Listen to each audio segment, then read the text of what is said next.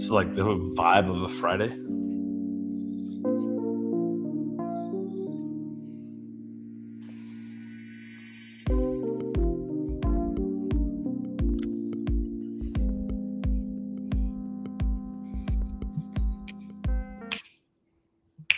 What up, everybody? The Dad Cast is live. I'm Daniel Ball. He's Matt Evans. And tonight, brother, we get to cheers. Let's start with that. Cheers. Start with the cheers. Cheers. We are drinking some Old Dominic cast strength. A little bit of vanilla, a hint of chocolate, a little bit of spice, nice little kick, a nice little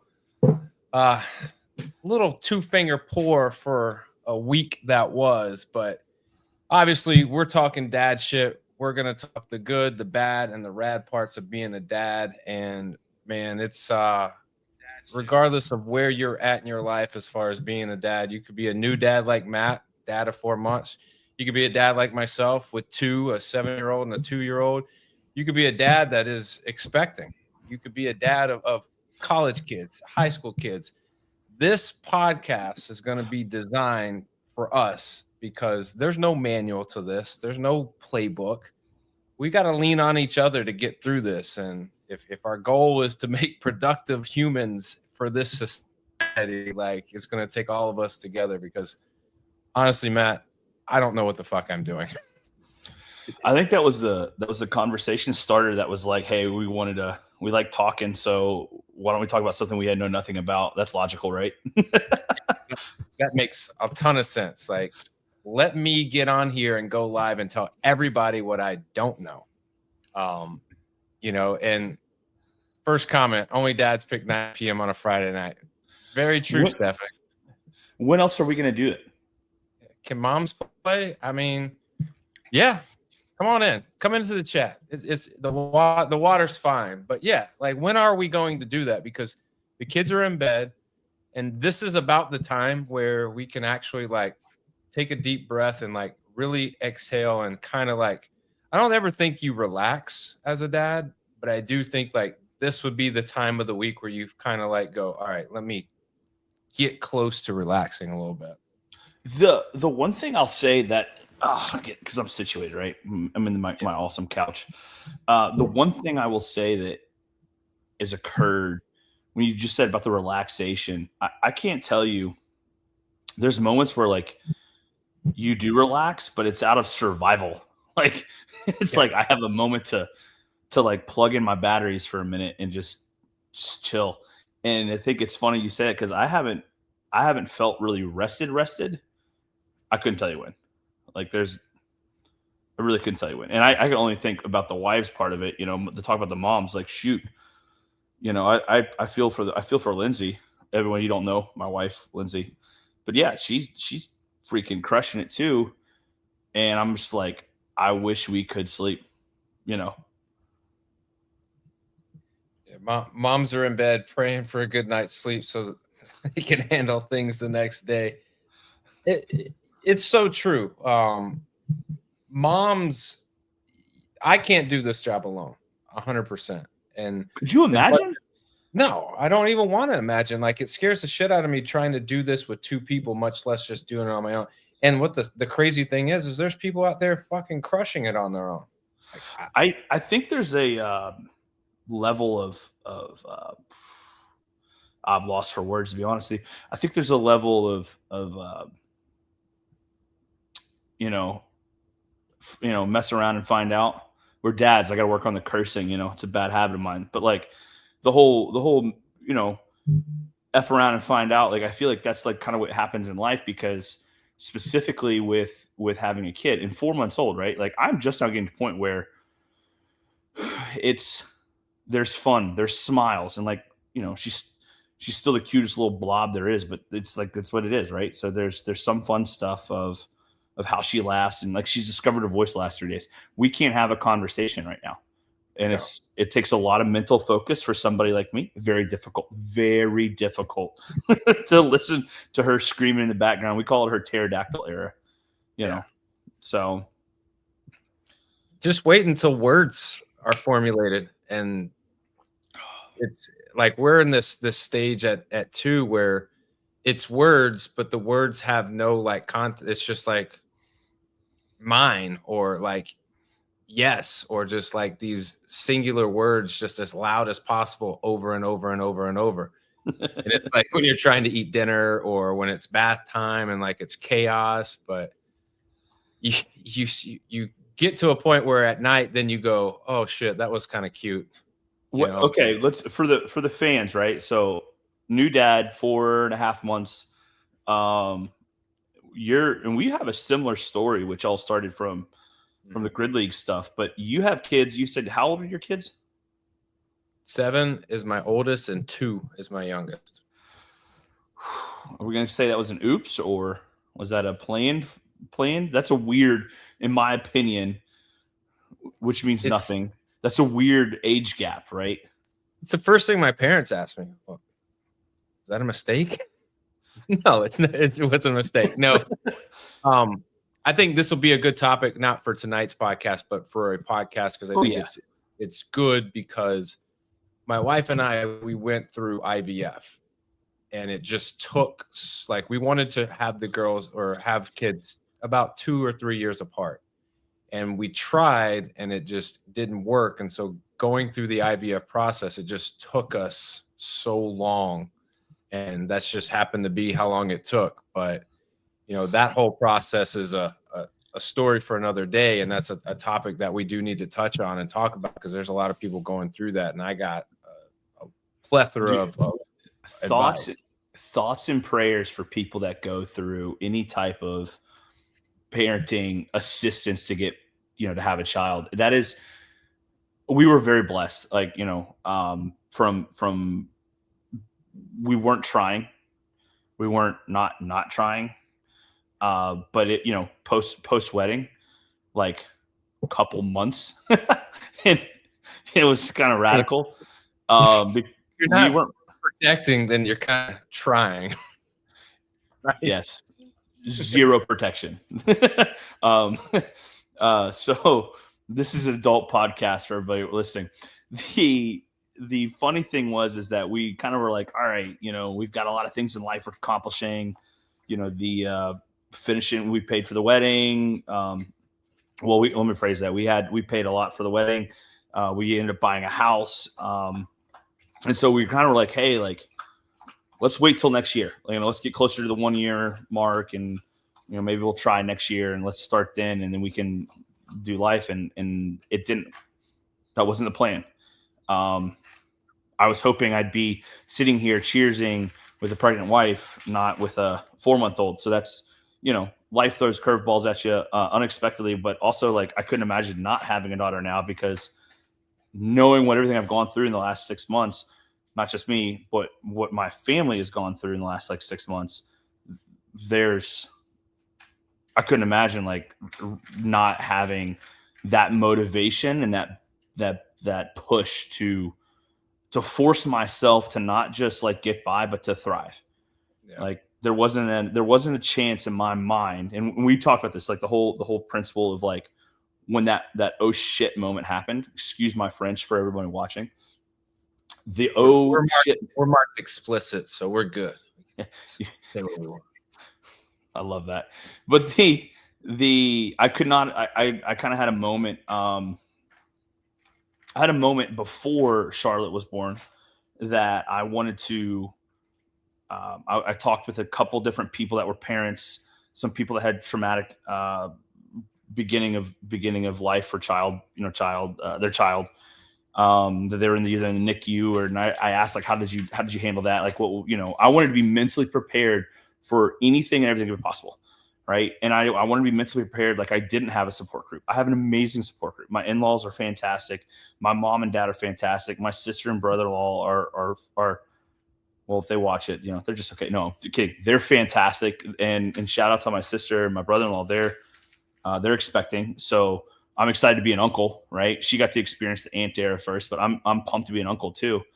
But I wanted to make sure that like I could handle anything that was thrown at us because I don't know why, but that's what I wanted. And truth be told, I think this is the happiest I've been, outside of that day behind me, this is one of the happiest I've ever been in my life. Like every day is a happy, happy, happy Hey, day.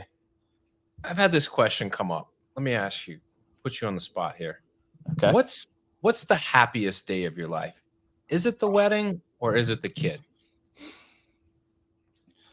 And No, Lindsay's so probably listening, so I don't want to get you in trouble here. So you can dude, say wedding. if she's awake right now, she's a freaking champ. And like she's I couldn't ask for a better life partner, best friend, and then lover too. Um,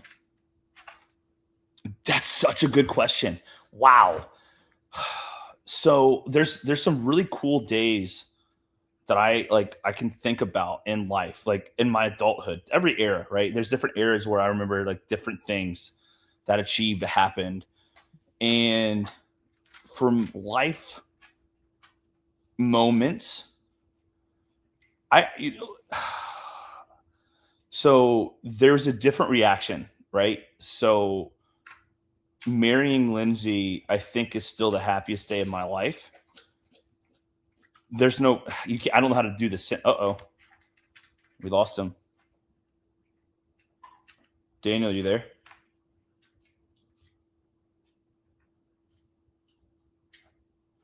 Well, hold on. Let's see where this Daniel guy is. There he is. You there? Yeah, it's raining. Or it's raining here. So anytime it rains, it's Stephanie's fucking here. stupid. No, I think Mary and Lindsay was the best day of my life. But what was interesting was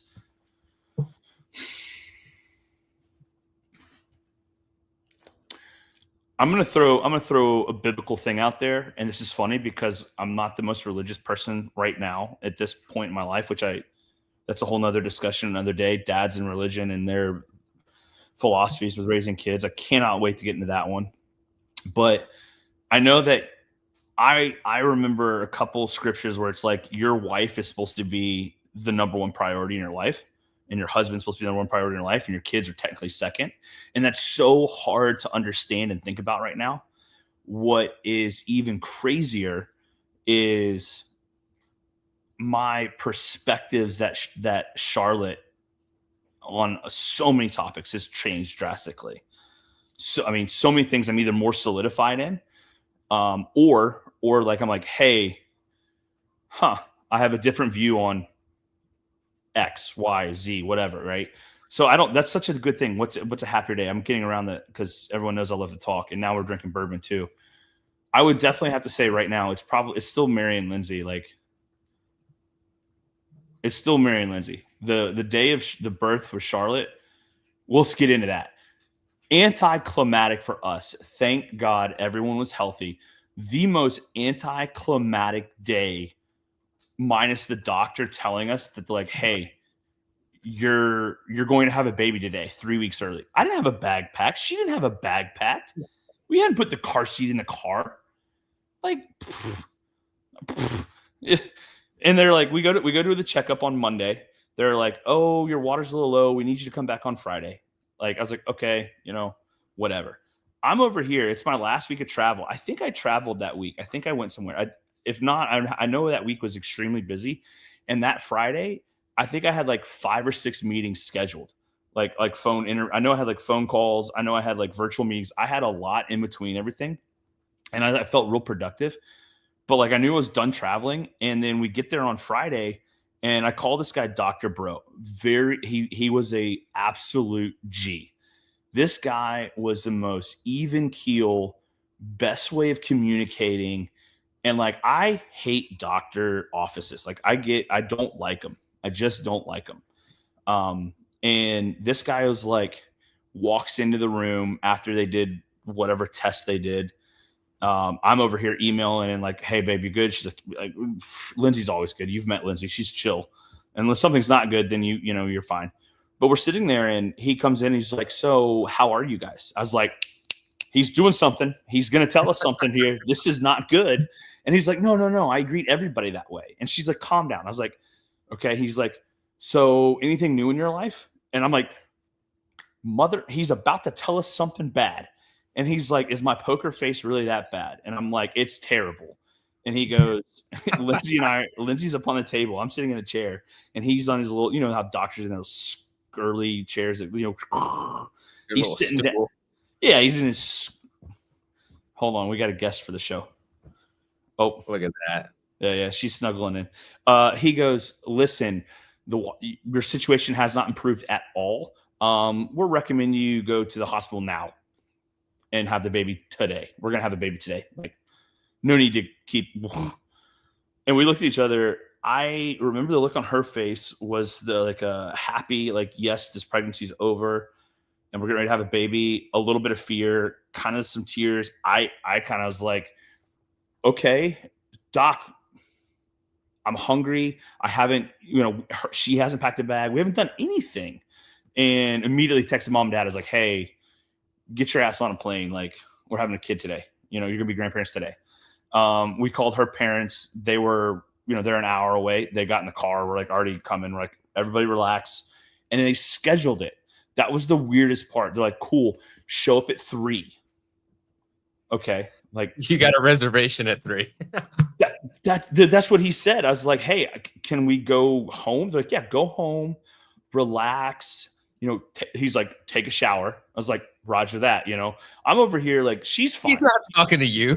Yeah, that's the funniest part. I'm over here like calm, cool, collected, and she's like, we don't have the car seat in the car. I was like, roger that. We need to put that in there, dude. It was. We get home and like, I cooked an amazing omelet, and like she couldn't eat, but I was like starving. We went upstairs, packed a bag, and then moseyed over to the hospital. I'll never forget this. He told us 3:00, and the only reason, and Lindsay knew 3:00. The nurse was like, "You guys are late. You're supposed to be here at 2:30." We're like, 3:00. Like, we're here. Like, you didn't have a room waiting for us already. 30 minutes is going to be the deal maker here. Like, right. But no, it was just like very. That was the most stressful part. And then we get to the hospital, and everyone's like super cool. The doctor was this guy that he was a Marine. I found that out later. But he was this dude. I swear his shoulder was busted. Like, he was walking around, and this doctor probably caught thousands of babies.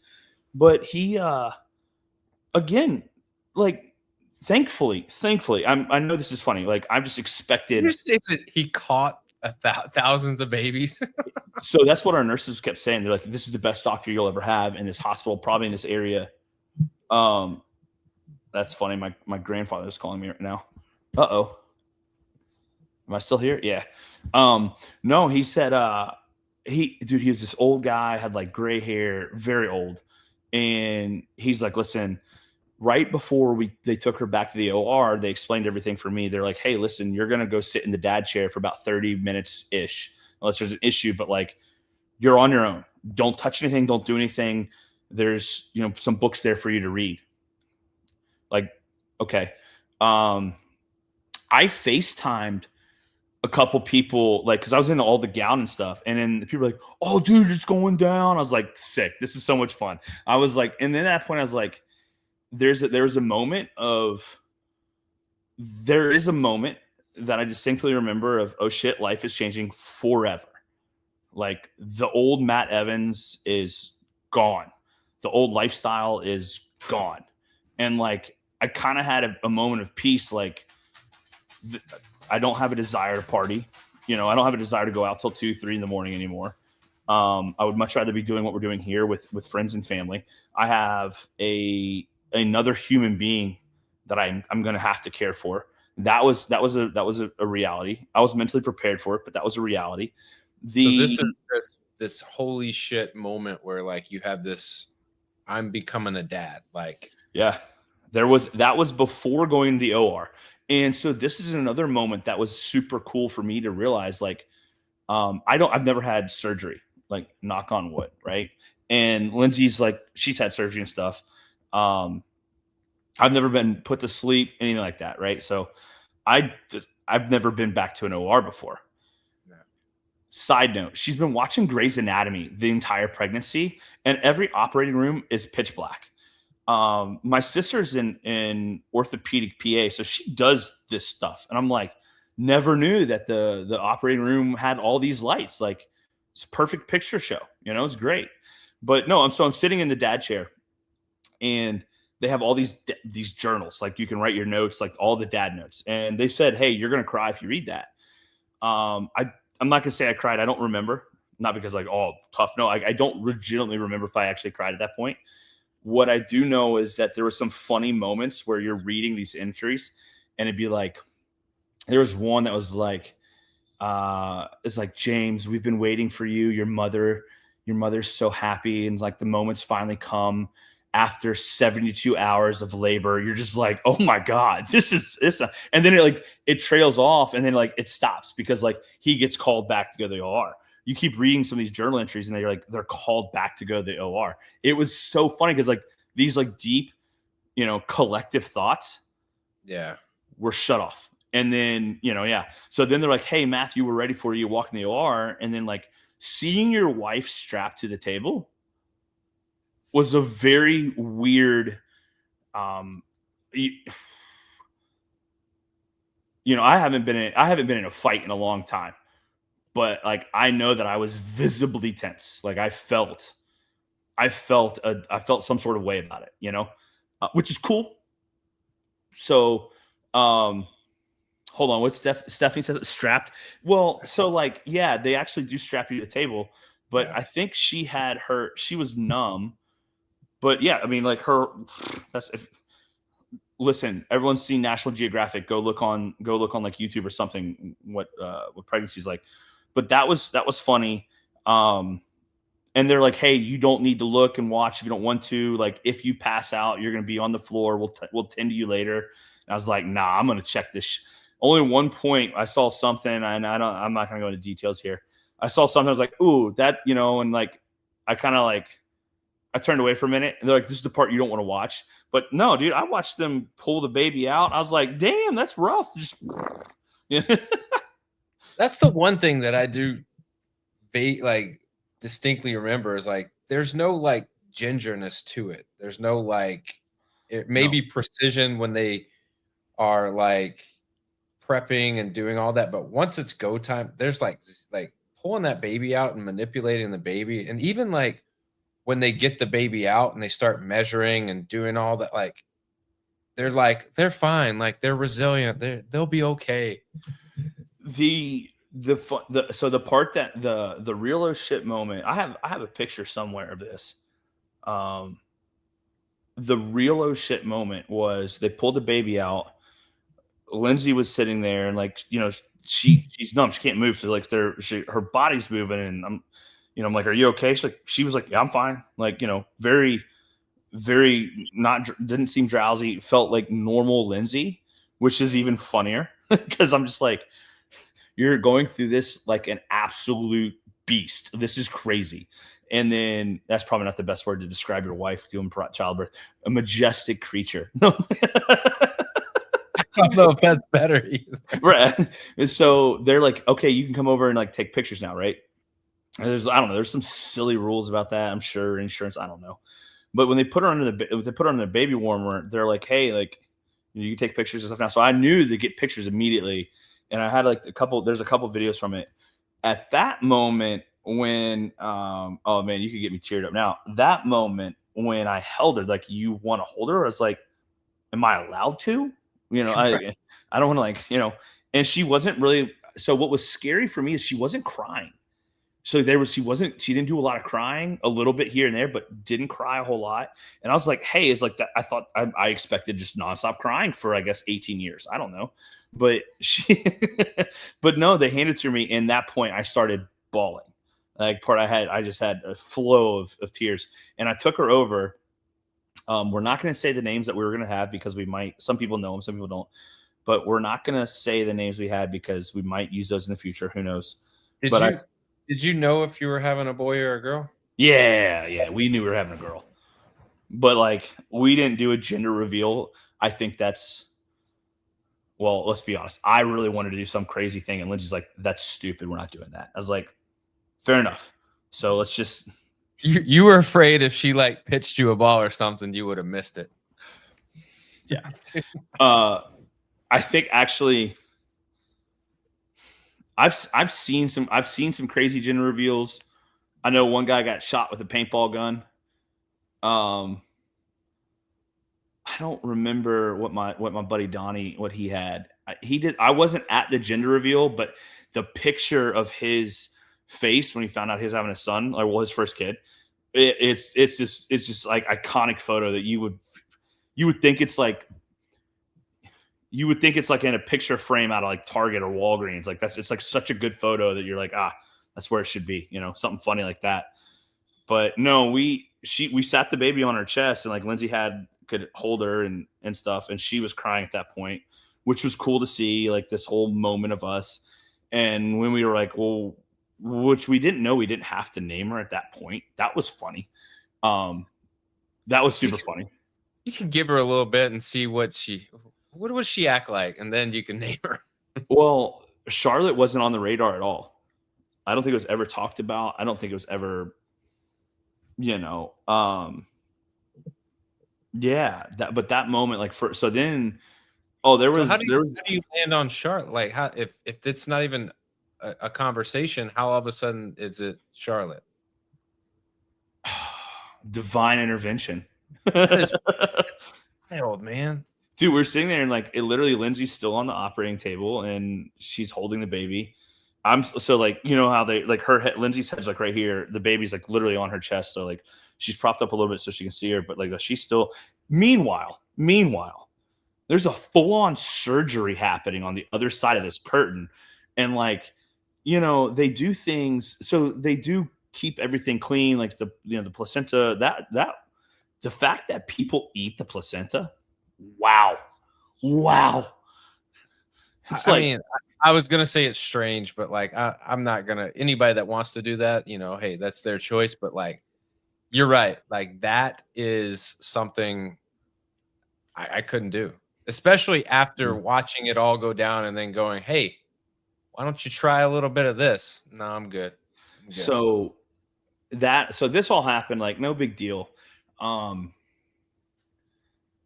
The whole that happened, and like then the doctor was talking to me, and like because they actually, so he was, I think at this point was, I don't fully remember, because the Charlotte went back to the warmer, and then I think I clipped the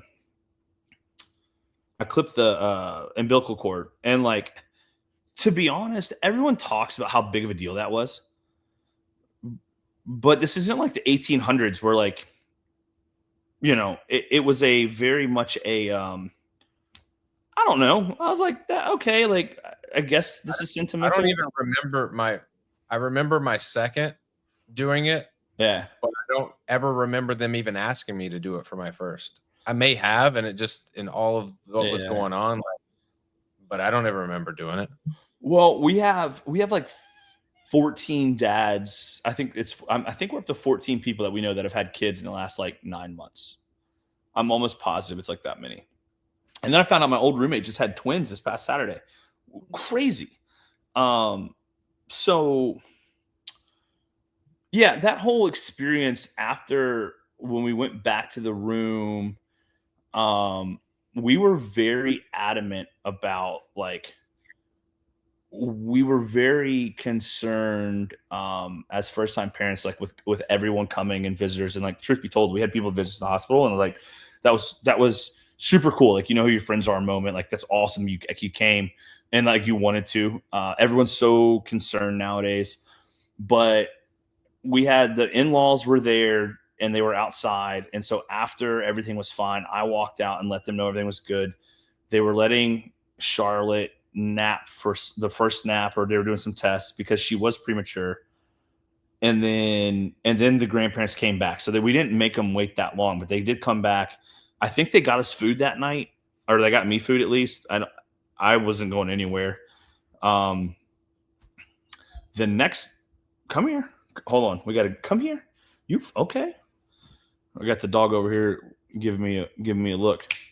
The next night though, when my mom and dad couldn't get down until the next day. But we went out the next night while the hospital sleep, terrible. Terrible. Worst. The daggone nurses coming in every 2 hours. Oh, horrific. The timing is just terrible, you know. Hold on, I'm going to show everyone this in the chat. Come here. Come here. Oh, good tail. Oh. This is the one that's been really, really having a hard time with everything. Really just having a hard time. Neglected. Well, no. She's definitely not neglected. But like right now we're in that 4-month sleep progression. She's dying. She wakes up every time. So like, and then your boy over here has been trying to maintain a little level of fitness. So the 5 a.m. CrossFit a couple times a week, she goes to the gym and it just wipes her out for the rest of the day.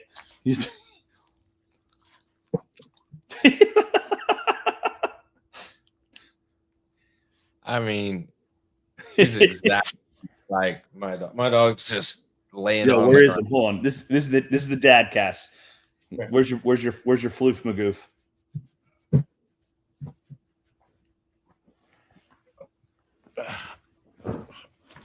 Right there.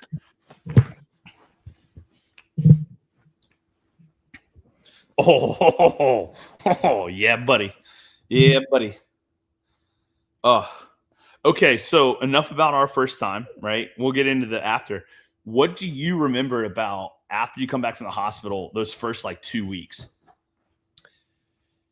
It's kind of fast, honestly, because one, I think it was awesome because we had pumped it up to be way worse, like to be this like crazy, like outlandish thing. We weren't going to sleep. And there was a little bit of that, but I think we had pumped it up to be much worse than what it was. And so when we go through it, it wasn't that bad. And it was less on me and obviously more on Michelle. She's up every 3 hours feeding, 2-3 hours. Did you do it at the same time? Yes. You all both got up every time. Okay. The first time I felt bad and I just was like, and then eventually as my daughter gets older, then we go, all right, we're going to take some shifts and then we can bottle feed and do some things. So that was a little bit easier, but yeah, the first couple of weeks, man, it was just kind of a blur. It was like survival mode and just do what you can to sleep. And I was working and, I think I took 4 days off and then went back. But even still, like, you were getting, marginal sleep but I didn't think anything of it just because I think I put in my head what to expect, I guess. I was told, so one of our, so I'll say this, long story short, for those people that need advice on what to expect on those first couple weeks, make it worse than what you think it's going to be. Pump it up in your head to be this thing. That way, if it meets expectations, it's exactly what you thought it was going to be. If it's easier, then great. It's a bonus, you said it right. I had I guess a gentleman that was from one of the cadre from the OCS program that he had a kid right at the end. And I talked to him and he goes, he said it was like the very beginning. We had this 2 weeks of absolute hell, whatever, not that bad, but not a lot of sleep. And he's like, it's just going to be like that, except you're not running and you might not really sleep. And truth be told, like the first day, because we came back Sunday, baby sleeping for 3 hours. My mom and dad here, they were staying upstairs. They were going to stay at a hotel. They didn't. They stayed for like 4 or 5 days. And like, we literally did nothing besides go. They helped cook dinner, but like we put baby to bed or nap. Like it was nonstop for like 3 days. That first night, we thought we were like, oh, we got a perfect kid. No crying throughout the day, really, nothing. Dude, we go to bed and like, I think she cried. I don't know. I'm going to exaggerate so then my wife, everyone can check later. I feel like she probably cried for a good 2 hours. Like just absolute sheer, and not, you got to remember now, her crying now is horrific. It's loud. The crying back then, like not bad, but still, it was like, oh, okay. And that was once we figured out, like, hey, okay, feeding. But yeah, for the first month, the first 4 weeks of the night feeding, I'd walk up, she'd wake me up, she'd go bam, whack me. I'd wake up, walk down here. Now, for all you people out there, all the new dads coming out there, listen, get up, do the one, because it saves her an extra 30 to 45 minutes of sleep, because she'd wake up and start pumping, change Charlotte. I'd come down here and get this. I would feed her, watch my Netflix show or whatever, and like I'd be up, engaged, whatever I was doing, TikToks, I don't know at that point, but then she can go back to you swaddle her, put her back in. We only swaddled her for a couple of weeks. I think we stopped doing that. Yeah, it wasn't very. I mean, it was. I know we did for a couple of weeks. I don't know how long, but it wasn't. It might not even been that long, man. The tools. I say tools, but like the things that you can get to make your life easier, like as far as sleeping and feeding and doing all those little things.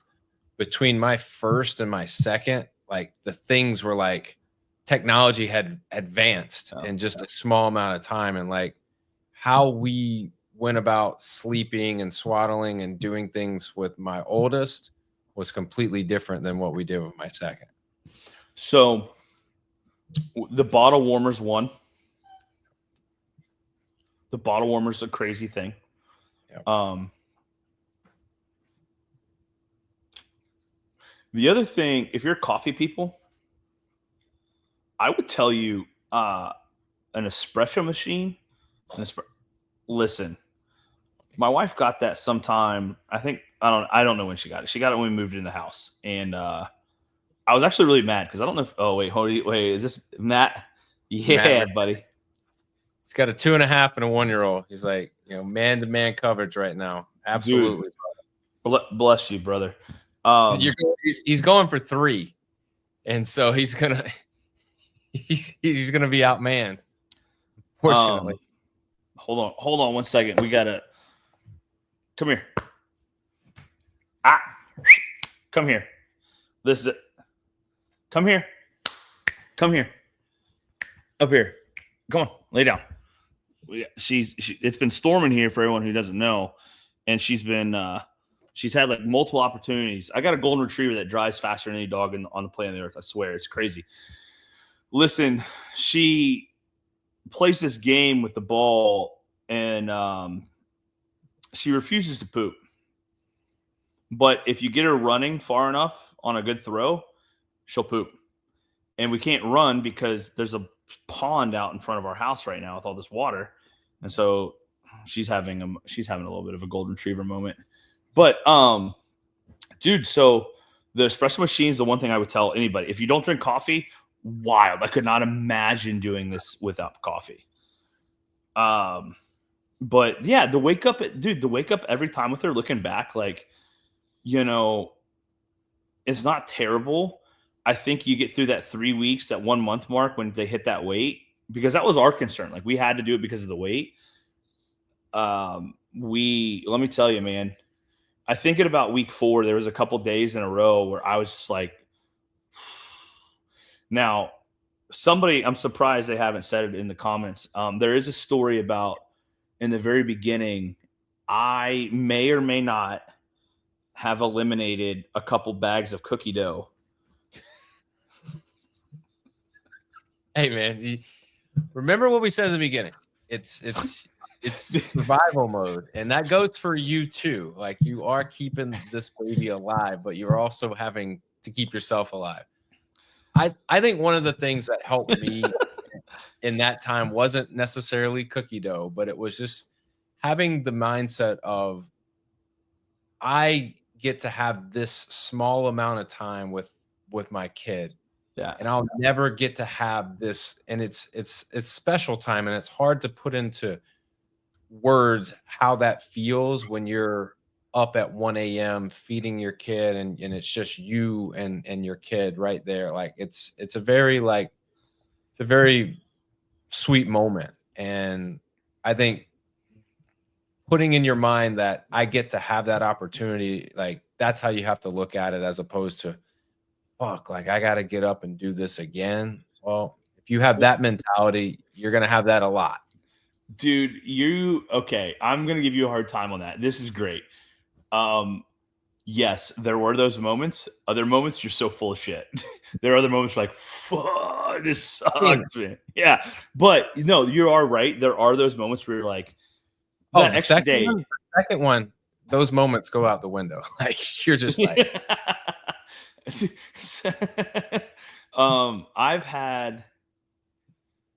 I'm not ready for this, and I think I'm probably going to eliminate this, but I'm not ready for the first real hangover. Like, we had one where I don't know when it was. I overserved myself a little bit. This is recent. This is like probably a month ago. it's a rookie mistake, bro. Yeah. So now that's another big thing that changes. Like, not that, I mean, listen, I've got a big personality. I used to booze. I loved going out. I love live music to this day still. Everyone talked about the day drinking. Forget that. I need one of these. I might could pour a little bit more because I like it. Actually, listen. So my first one was not what it was. It was, I got Knob Creek 15 here because I had just enough to have a good pour. But the other one is really good. No, but like the little things you talk about that. I'm gonna go back to that segment. If you all don't follow me, I bounce back and forth. I own my ADHD. I own that I talk a lot and good stories. That's why Dan and I love each other. But it's the small things in life that you get to enjoy. And I have learned, wanted to learn to appreciate that before, but now, dude, waking her up, no matter how bad of a day that I'm about to have with work and just get ramrodded by like just endless crap calls, emails, whatever.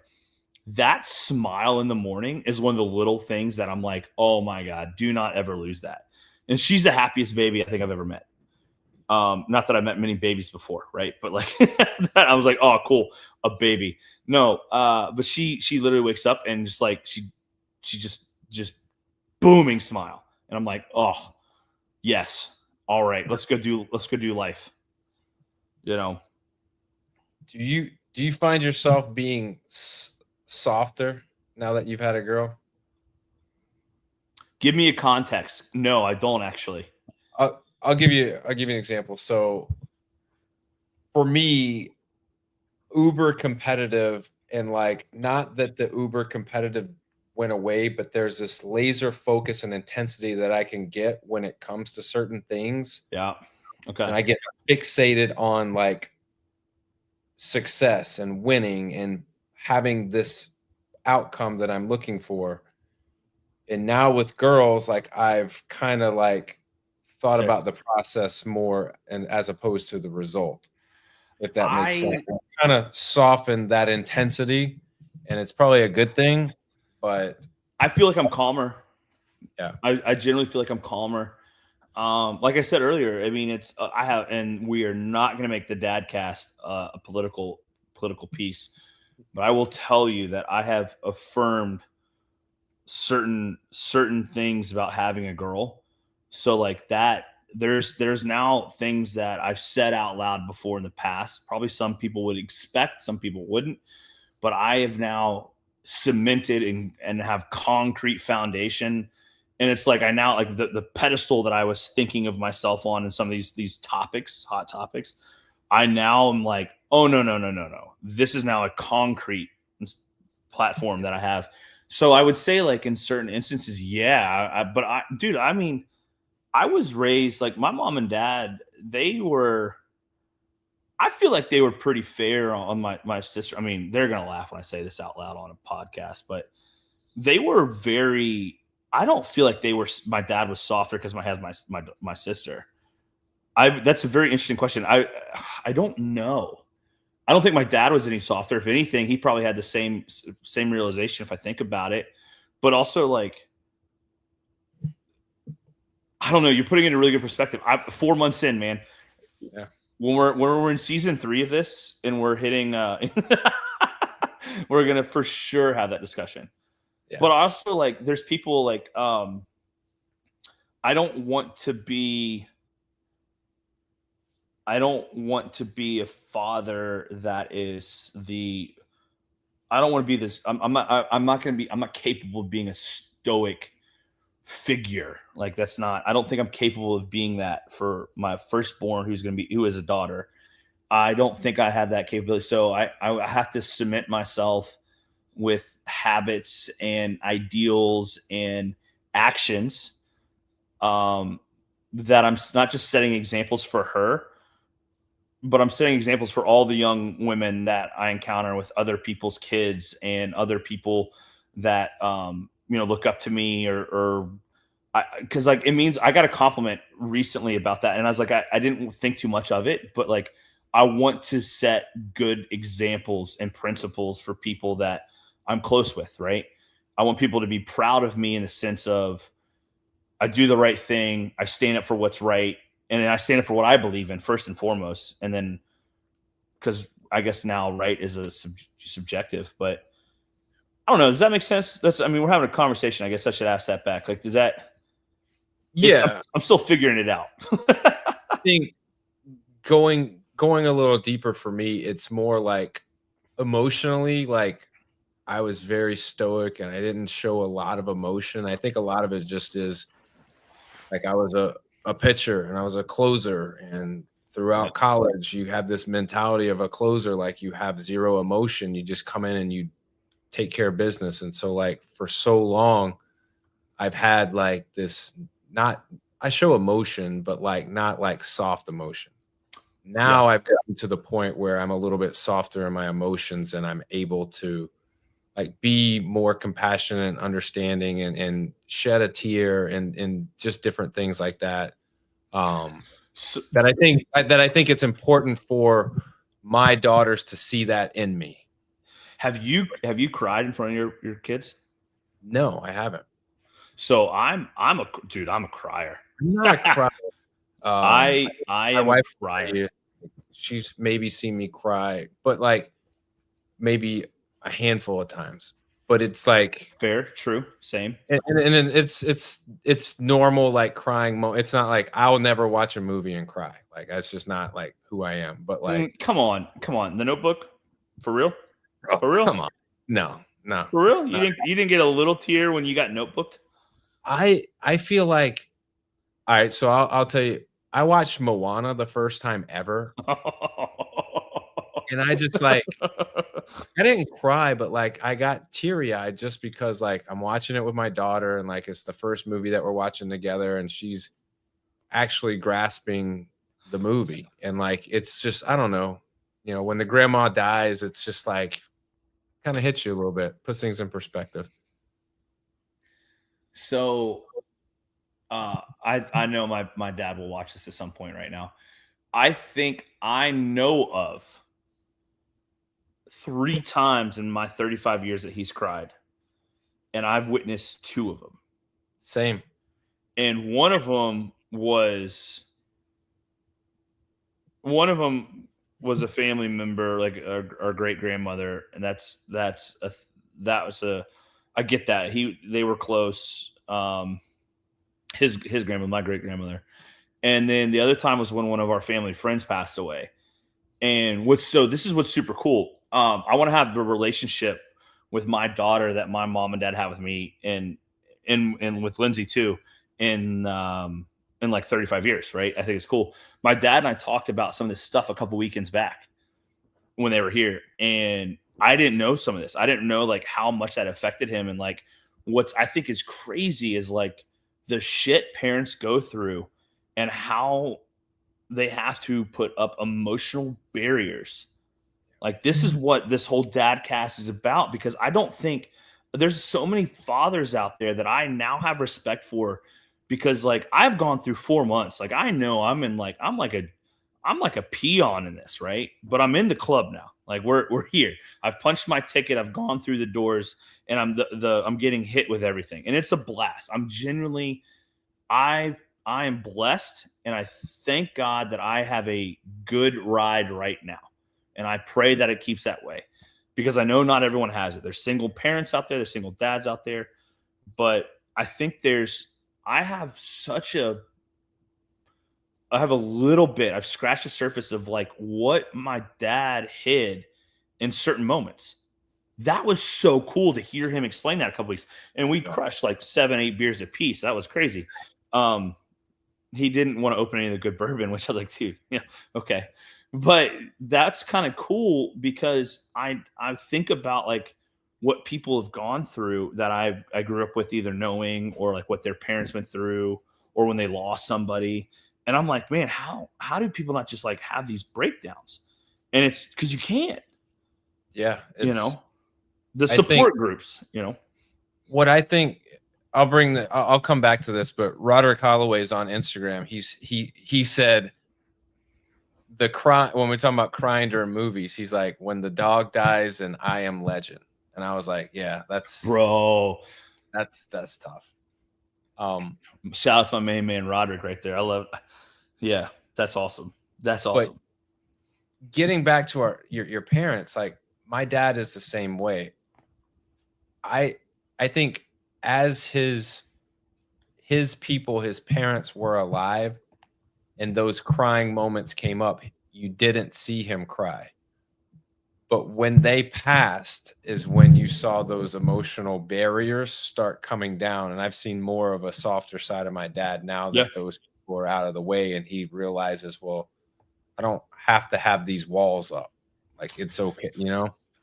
I think it's, you bring up a really good point, because as the people that they saw in our shoes, when they were in our shoes, started passing and moving on, I don't think, you know, the walls are down. I feel like I've been building walls lately. And I think that I was training today, and actually I was talking to one of my business partners about this. I was training with Dave. Dave and I were doing a bro sesh.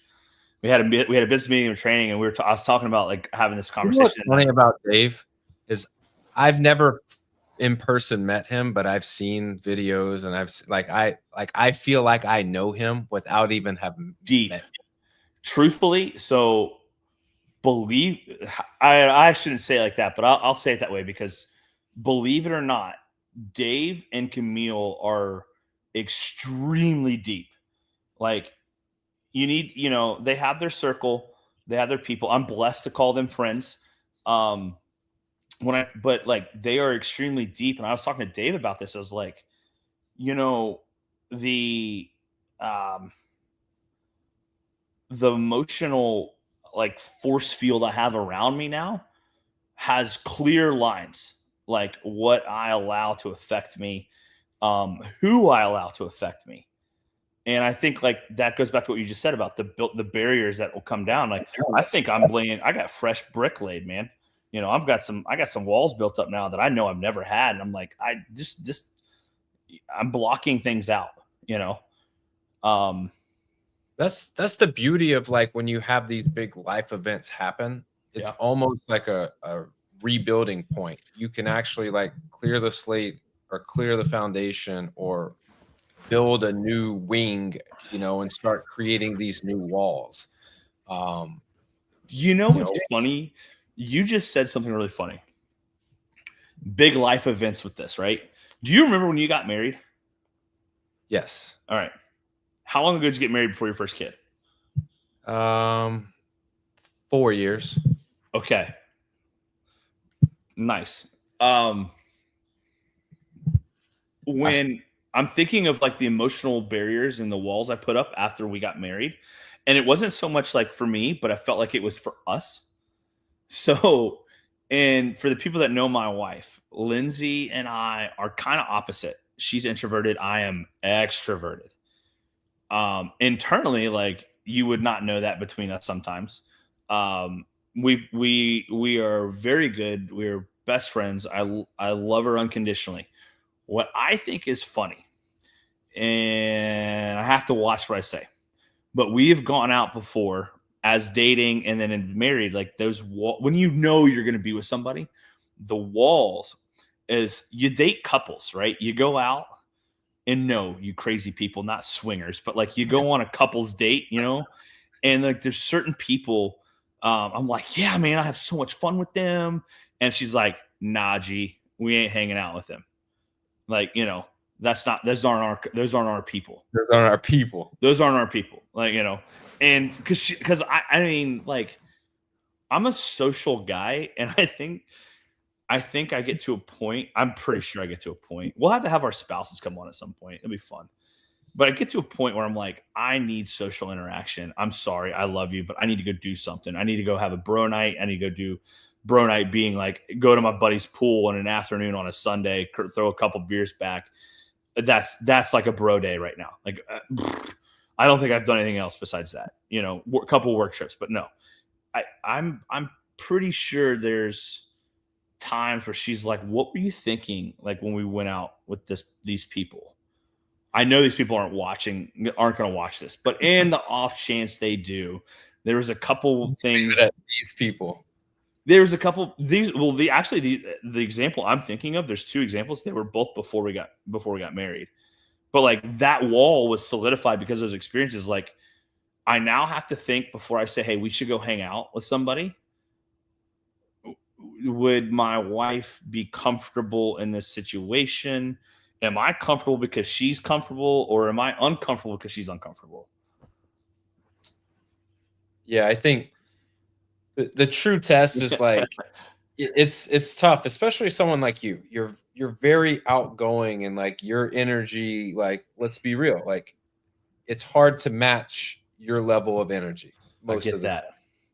And when you have someone that can come close or does match your energy, if you're an introvert, like what you say Lindsay is, it can be like an off-putting like situation where you're just like, well, I'm just kind of sitting here, you know?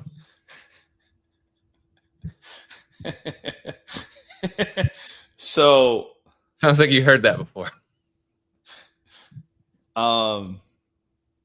There's so many funny Instagram videos about the couples that are like, when you're married to an extrovert and you're over here at the party, like the sign, and they just completely ignore it.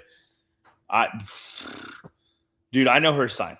And like now it's so funny. It's the least subtle thing ever. And if you're ever at a party with us, anyone listening, there's a moment, and it's always sooner than I want it to be. And there's always a negotiation in the car before we get there. It's like, hey, we got to leave at, let's say that I want to be there till 7. And she knows I want to be there till 7.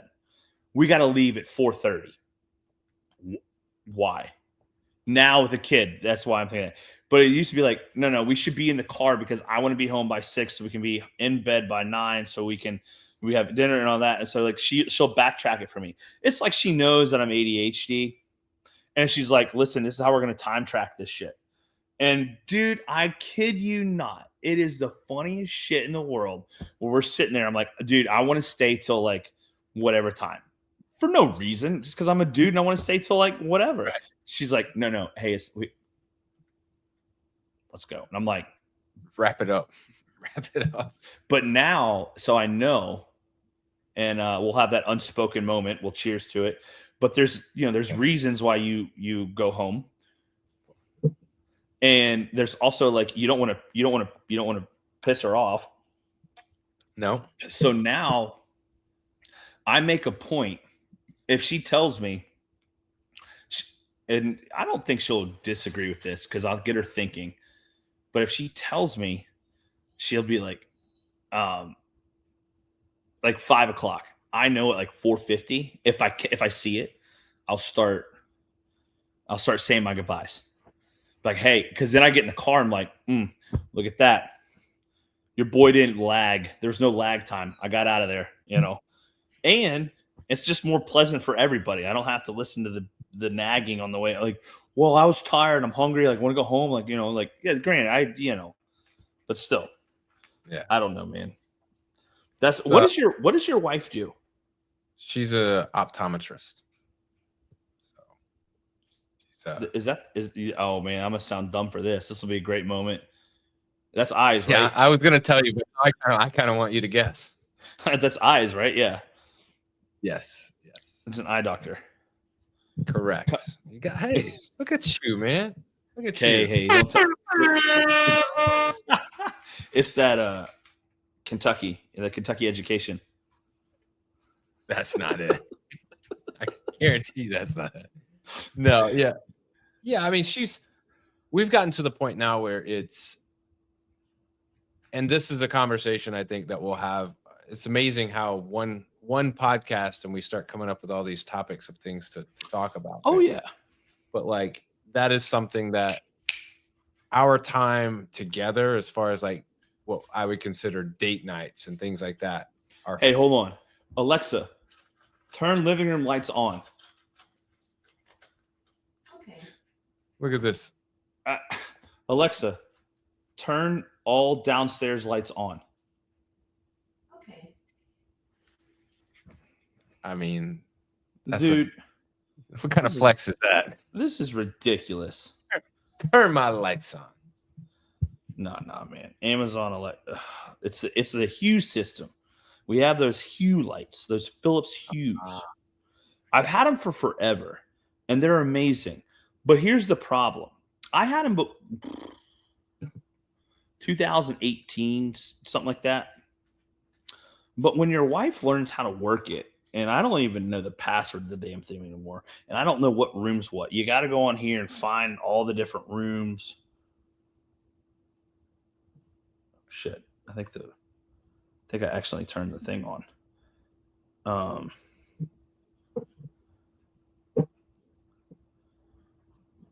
All right. Well, the light's off, so there's that. You know what? Reach back. I'm just gonna.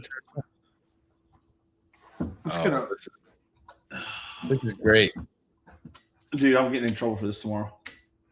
Oh man. Oh, that's a bummer, dude. What are the odds? That might have been her sign telling me to turn it off, right? I'm not quite sure how to help you with that. Thank you. Anywho, back to what we're saying. You and your wife were going to have this conversation. Yeah, it's these date nights or these times together. Like you have to schedule them now. Now that you have kids, like I think that's the hardest thing for me is like, even to this day, like even if we're just kind of hanging out, watching a movie or watching a show, like I enjoy like our time, just her and I together. And you don't really get that anymore, you know, dude. So, all right. I say that, but I feel like maybe it's just us and we have to do a better job of figuring out a creative way to have those times. Okay. Let's have some fun with this and possibly get in trouble here. So oh man, this is really going to stir up some shit. Here we go. It's edgy.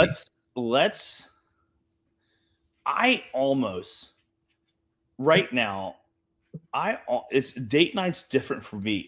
This is real. This was unprovoked for everyone watching and listening, or that will watch and listen. I think I'm more excited for date night, not because I hope I'm going to get lucky, but it's a moment that I can actually it's like a collective 45 minutes. And our stuff recently has been, we crack a bottle of wine, we do steaks all the time. It's pretty routine, but like it's a moment, right? I miss we do life planning. We talk about our goals. We talk about like what we've done, you know, like what financially, you know, how we're doing with work, like what do we see for kids, you know? And then when we had a kid, it's you know, what phase is she in? What are we doing for this? And like, yeah, I have a short attention span, but that's a moment where I actively try to listen.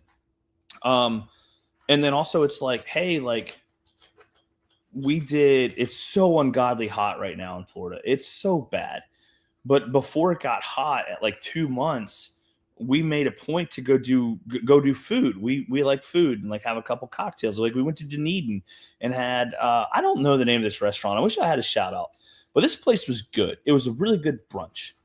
And let me tell you what, that was a moment where we were able to talk. We took our daughter, she's in the stroller. You know, we ate fast because it was hot, but like, That was fun. For our 1 year, we went down to St. Pete and we walked the pier with her for a minute. Like we had her daughter with us, but like that was fun. And like I look forward to the moments that are not routine.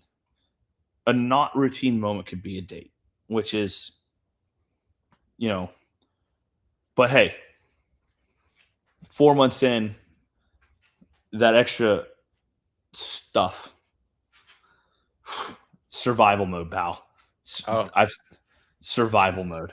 Talk about create. You got to get creative, man.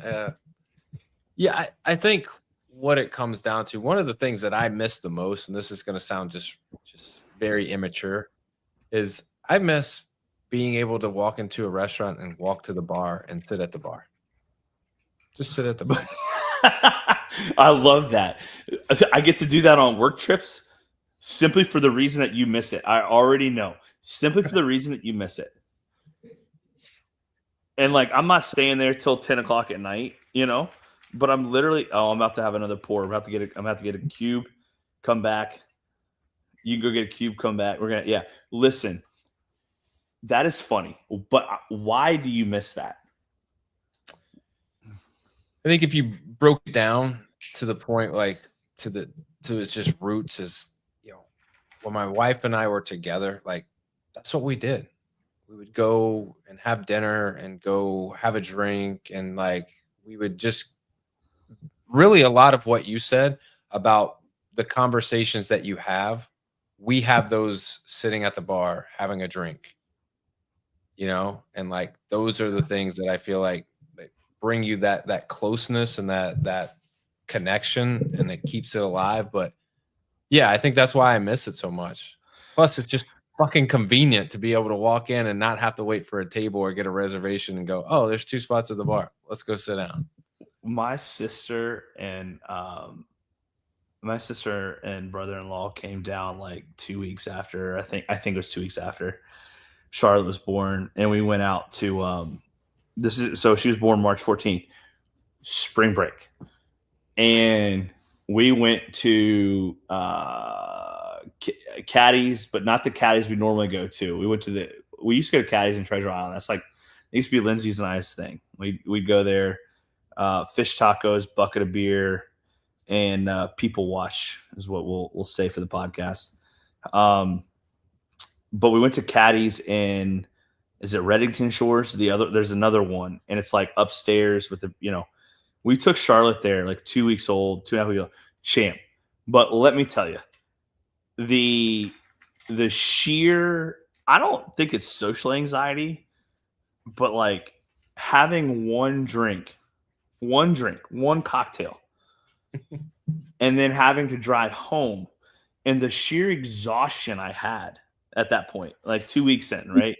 My sister and brother-in-law are here, and like they're troopers. I felt bad for them. I was like, listen, this isn't the normal come to the Evans household in Florida, because like we used to go get rowdy. I mean, we would get rowdy with them, and you know, they were OG Matthew's life in Florida when Matthew was single. They had their friends. They'd come and like they'd stay in my 1-bedroom apartment at Rocky Point.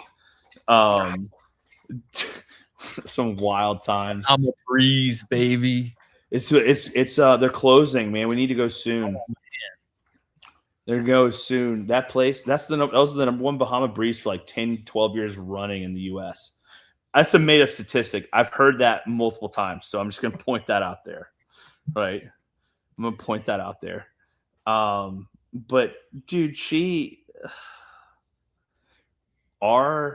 you're gonna laugh at this. We used to do date night Thursday nights typically when we lived at our old place in Largo, and we would go to Bonefish Grill, and for like $55-$60, tip included, you could get 2 cocktails. She'd get 2 glasses of wine. I get 2 of their bourbon smashes. Sometimes I get wine too. You get the bang bang shrimp, the ahi tuna, and you split a salad. Dude, it was fire. And that used to be our date night. And what's funny is we'd walk up. $155 now. We tried to do that the other day. And my favorite was my wife tried to rationalize it. Lindsay tried to rationalize this shit. We Uber Eats it or DoorDash, whatever. And we got a little extra. Dude, it was like $120. I was like, babe, we haven't spent $120 at Bonefish since like we went non-happy hour time. You know, like what are we doing here? I mean, like that's a racket, bro. It's like a $40 like delivery fee for some stuff. Unbelievable.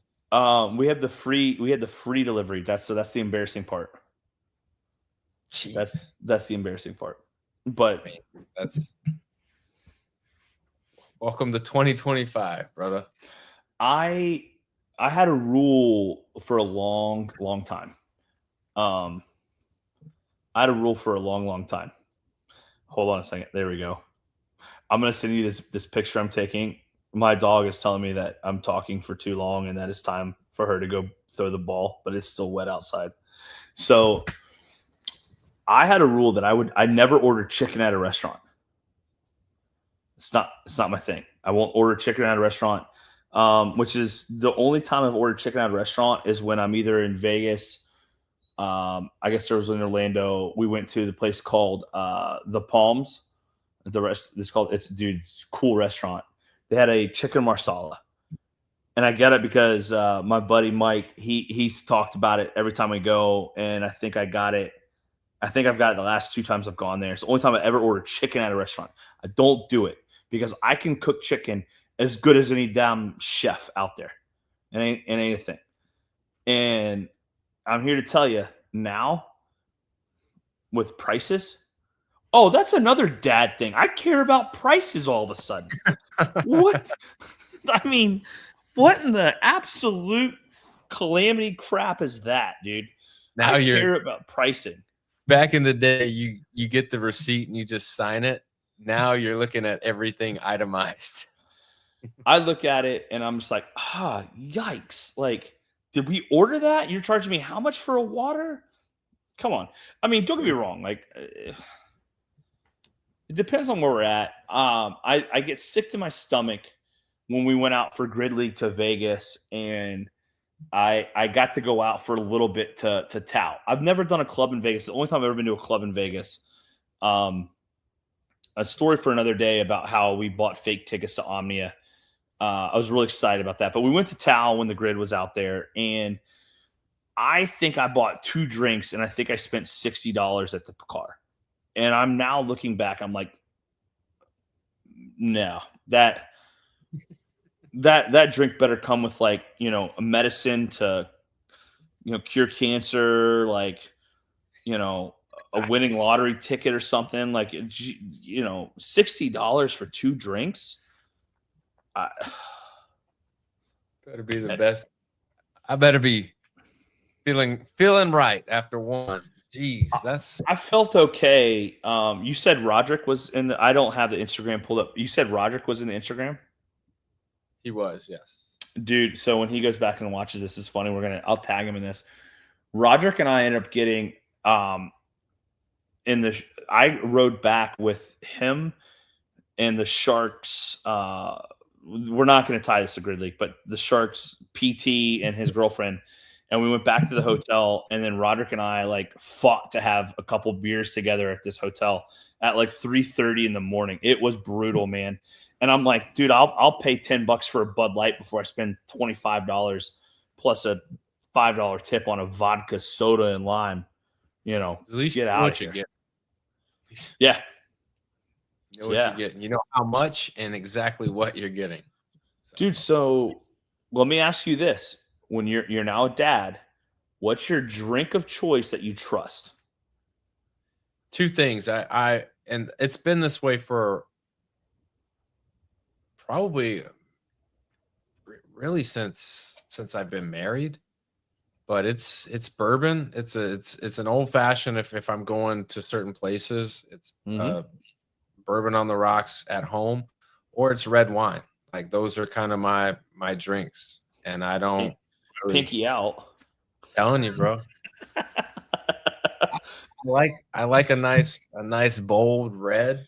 But yeah, I'll do like a spicy margarita, during the day. Like if it's depending on where we're at. But I like a spicy margarita. But Dude. I'll do a beer like if I'm at a baseball game or like we go to a brewery, like I'm gonna get a beer. But I would say 90% of the time it's some form of old fashioned or just a bourbon.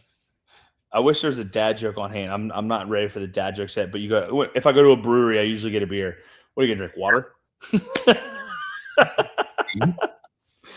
No, I think it's interesting. We've been drinking white wine lately because of the heat. Because I can't be pulling out my. So I'm a Bombay lemonade guy. Bombay Sapphire and lemonade. And to be honest with you, very cute of you. Hmm. I'll tell you, I have a funny story about Gasparilla where we did something similar to like that Bombay lemonade. Like we did a Deep Eddies and we filled our like 64-ounce thermoses up, and it was just a terrible idea. It was not good. So wait. When you do Gasparilla, oh, that was we don't do that no more. That's we don't do that no more. What are you talking about, guy? Well, so you're a lot of people aren't going to understand this, but we're gonna talk local for a second. You're in West Chase. Yeah. Okay. I'm in Clearwater. For all the people who aren't in Florida, to understand Gasparilla, so I did the Derby. I've done the Derby a couple times. I've done the Derby as an infield participant, and I say participant because you don't just go do that. You are participating in what's happening in the infield. If I ever went to the Derby multiple times, the first time I'm going to the infield. Yeah. And 100%. What you're wearing right now is perfect because you're going to lose it. Right. Like, yeah. The one mistake I wore is I wore Sperry's that day, and I think my feet have bled before walking.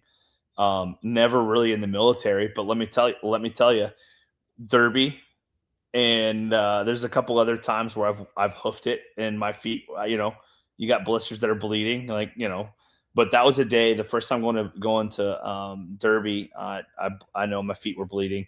We walked to 4th Street in Louisville, and you drink so much. But the reason why I was asking about Gasparilla is there's a party on Bay to Bay and whatever that the main road is, and it's like $60 all you can drink. $60 all you can drink, and like they had different. The red drink was vodka. They had beer. The blue drink was rum. And, my lovely decision-making process. Oh, and they give you like a 24-ounce cup, right? My decision-making process was to make a purple drink. Let's mix them together. How about it? I went to Gasparilla 2 years ago to a house party. Shout out to my friend Jack and Hannah. They're expecting to. So they had a house party, and Lindsay and I went. And we had some beers, and then we got in the truck and drove home. It was a great time, and we didn't get stuck in traffic. I was able to come home and probably do what I normally used to do: watch a movie with her and go to bed. Like, it was great. Now, oh my God, I couldn't imagine going down there. Yeah, so my friend lives walking distance from there, and for the longest time before we had kids, we would go, and it was just like set in stone. We'd get there at like 9 o'clock. We would do a brunch. We would have mimosas.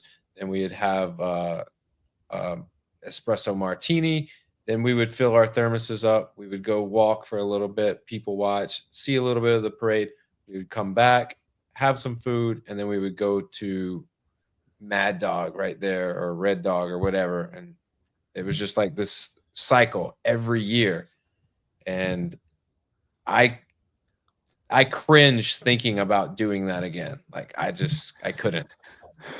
My first 2 years, I said I wasn't going to Gasparilla because I was just like, the last time I did derby wasn't a bad experience, but it was one of those things where we had a box on the turn, and which is super cool. And it wasn't that expensive at the time. I got very lucky to get these tickets, but like you had 2 tickets out of the 6 in the box. FYI, totally random thought. You're gonna get these a lot. The people that were in the box, could you imagine a diehard Kentucky fan of life, not just like Kentucky University? I hate Louisville. L's, I'm not a fan of Louisville either. No, they suck, dude. Listen, but here's the thing: is if you go to the Kentucky Derby and you're drinking, the people that were in the box with me were not only extremely unhealthy people, large people, they were also sober, and they owned sobriety centers. Talk about an oxymoron for me. That was one of the funniest things that I'd ever experienced. Like, because I'm just like pulling out a flask that's like this big, full of bourbon. My friend, she was one of my neighbors, but I knew her from college, Jackie, one of my really good friends at the time. She was there. We met this other couple that there's a picture. It was my first picture on Instagram, I think. The guy looks identical to my dad. And this couple were like, hey, come over here. We got this whole box to ourselves because we didn't really fit in the other one. It was very uncomfortable, but we enjoyed it with them. We're throwing back bourbon, smoking cigars, having a good time. Meanwhile, I'm looking over at this like group of 4 people, and they're all sober, just like standing like a bunch of blobs watching these horse races. Like, this is, but it was to get the whole, besides the point, to get out of the Derby was so, dude, it was so bad. It took hours because we had a bus that we were on with a group of people that they were sitting somewhere else, but it took like 3 hours to get back home. It was so bad. And like when you're hungover, you're cigar hungover, you're cigared out. I think I smoked like 2 cigars that day. It's stormed. I'm wet. I'm soggy because I didn't. No, bro. I stood for the national anthem when it was raining that day. But my suit dried out because that's how hot it was. You just so you're muggy, you're sweaty. You're like, this is just, and that was the thing. So like, I was like, not going to do Gasparilla. I was not going to do Gasparilla because of like, I was like, everyone's like, this is crazy. You're going to get so drunk. I'm like, no. And the next thing you know, here I am walking from Channelside, 20 something miles that day. The most I ever walked a day in my life. I don't think I even walked that much at Disney. I'm over here like, it was like an 11 a.m. to 3 a.m. in Ybor kind of day. I can't believe the first time I did Gasparilla, I made it to Ybor. I didn't get back to Rocky Point till like 4:30 in the morning. No, I couldn't do that. I have a hangover thinking about that now. You smell like hangover after saying that. Jesus. Oh no, man. Dude, I keep sinking in this corner of the couch. Yeah. This is craziness. I do have a question. All right. So it's kind of like it's not like an ethical question, but I was presented this situation this week. So I the people that are watching, they can chime in or they can give me some feedback later on. I'm curious how you would handle this. So my youngest daughter has started daycare. Okay. The 2-year-old, 7 and 2. Yep. The Okay. 2-year-old started daycare. All right. And so I went in to pick her up one day, and I noticed that her diaper was sagging. And like they're all running around, and it's like one teacher, and so like I get it, like she probably pooped and like she just hasn't had a chance to address it yet. So like being me, I pick her up and I'm like, oh, how did she do today? Did she have a good day? And she's like, yeah. I go, oh, it looks like her diaper might need to be changed. So I take my daughter and I put her on the changing table, and I lock eyes with the teacher. And I was like, are you going to do this or am I? And I just let the teacher do it. So After that, Oh, this is the part that I really hope we can edit out because my wife is going to murder me after I give my response. I thought to myself, I probably should have just took her home and changed her diaper, or I should have been the one changing her diaper right there. Okay. So, So but I didn't the shitty part is I didn't even have any thought about it. I let the teacher do it, and I didn't even think twice about it until I got home. And then I was like, was that really the right move? And of course, then I'm like, well, yeah, I'm paying for this. Like I'm sitting here trying to justify my there's behavior. there's the justification. Listen, I can I'm certified changing a diaper. Come here. No, my dog's over here. She's got to go to the bathroom. It's hilarious. She just literally went out as before we started this. So everyone, there's no abuse happening over here. She is treated like a princess. No, so I'm certified to change a diaper. But we all know that when you go, there's a mixture of formula and booby milk. Listen, there's been grown man farts that have not smelt as bad as some of the shits that my daughter has had. And like, good for her. Good for her because she feels better and she's smiling and happy and now she's yelling out. But like, let me tell you, I'm not proud of this. I'm not proud of this. I would have done what you would have done. I would have been like, yeah, hey, right here, change it. But you're trying to get out of it, and I'm here for that. Because there's been times where like my wife has to help me or take over because like it's bad, and I don't have a good reflex, I don't have a good situation with it. I could puke. Let's just be blunt about it. It's so bad. And there's other times I'm like, okay. Have you thrown up a little bit in your mouth? Yes. On one of them? One time. 100%. I gagged so bad. Like this was probably like 2 weeks ago. Dude, she took the shit and like, she's like happy. And we called her like her nickname in the beginning because she's Charlotte. We called her Charmander because she would do this and they're like, you're like, oh, you just took a poop. Yeah. It doesn't take a genius to know that. But here's the deal. It's the smell now. Now you don't know that she does that because it's the smell. And so if anyone can't see this, I know they can't see this. My dog is pawing me over here. Come here. Sit down. There we go. You're good. You can just stay right there. Dude, she'll fart and it'll smell. And like, dude, fart jokes are hilarious. Dude, locker room jokes are hilarious. But when you're baby, girl, boy, whatever, just like rips ass, it's the funniest thing in the world. Like there's nothing funnier because like also if you're sitting there with your spouse, it's a good time to like, babe, are you serious? Like it was the baby. Like, yeah. Really? Real. It's funny. But no, I mean, dude, it's funny. I would have done the same thing. There's nothing unethical about that, but like, I will give you a little bit of a hard time because I think if it's just one teacher, man, like, yeah, suck up, change the diaper.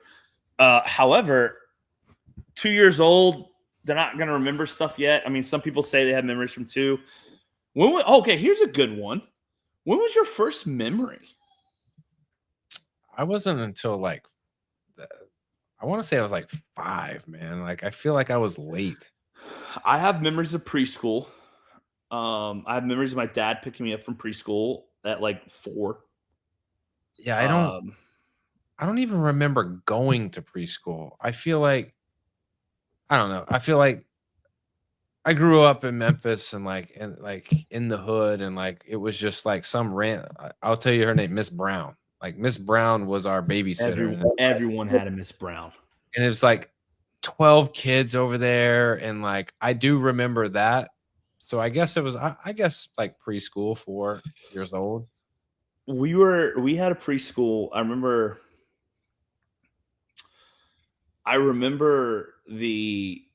so this is crazy. This is super crazy. So the preschool that we were at was down on campus in Kentucky. I don't know why I clarified that. That's funny. The preschool that we were at was in Kentucky, down on campus area, and they moved at one point. I think, yeah, they moved at one point. But I remember I decided, I got courage one day to ride a bike and I crashed. And so then like, oh, I'm not riding with training wheels anymore, right? But I remember like some of the big wheels, or like those big plastic cars that you could spin that had like the handles. I remember weird things like that. I remember the Lego table. I remember like some of I remember toys and shit. Like, yeah. Dude, do you remember the big book by Toys R Us? Oh, hell yeah. Kids will never know that today. Nope. Never know that. I'll say in general, like the newspaper would come out every like Christmas, and it would have like inside it would have like Walmart and Target and like all of the like the department stores, and it would have just like the toy book, and like you would go in and you would like circle all the things that you ended up circling the entire book. But like, yeah, they had the stickers. He had the stickers in the Toys R Us book. Yep, and you're right. My kids will never know that. They'll never know how. Do you remember going to the mall and like getting like CDs and like they coming? What are you talking about? I still go to the mall to get CDs. Like, you remember them coming in those like plastic, like they had those like plastic cases. The don't steal it case. Yeah, and like shit like that. Like I'm just like the experience. So like I think the height of the mall experience. I've talked to people about this before. The nostalgia. I've seen stuff on Instagram, the nostalgia pages. The going to the mall. A lot of people will think that it was like the end of the 80s, early 90s. I think from the late 80s through the 90s, it was the same principle, just different stuff you were getting. Just because you went to a CD store didn't mean you go to a record store. Like there were similar stores, similar purposes. Like Radio Shack was from God knows how long, like the shittiest electronics known to man. But you had the mall, like in Lexington, Kentucky, which is a small town, smaller city, very small town comparative to some of the places I've lived. There were 3 malls at one point in time. And so there was the Fayette Mall, which is the big mall, center of Lexington. That was great. There was the Lexington Mall, which died out when I barely remember going there. Like it was just like parts of it were rented out, but not really, not the mall part. And then there was other malls that were like torn down, but there was the Fayette Mall, and that was the thing to do. There was a movie theater like in the parking lot. There was a guitar center when I was in high school. There was the athletic store, and I can't remember what it was. It wasn't like Academy. It was something else. I can't remember for the love of me what it was. But like they had everything there. Spencer's. Do you remember when Spencer's became a thing?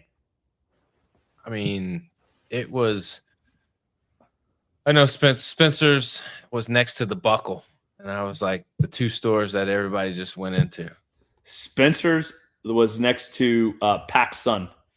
Yep, PacSun. Before PacSun became it was like that.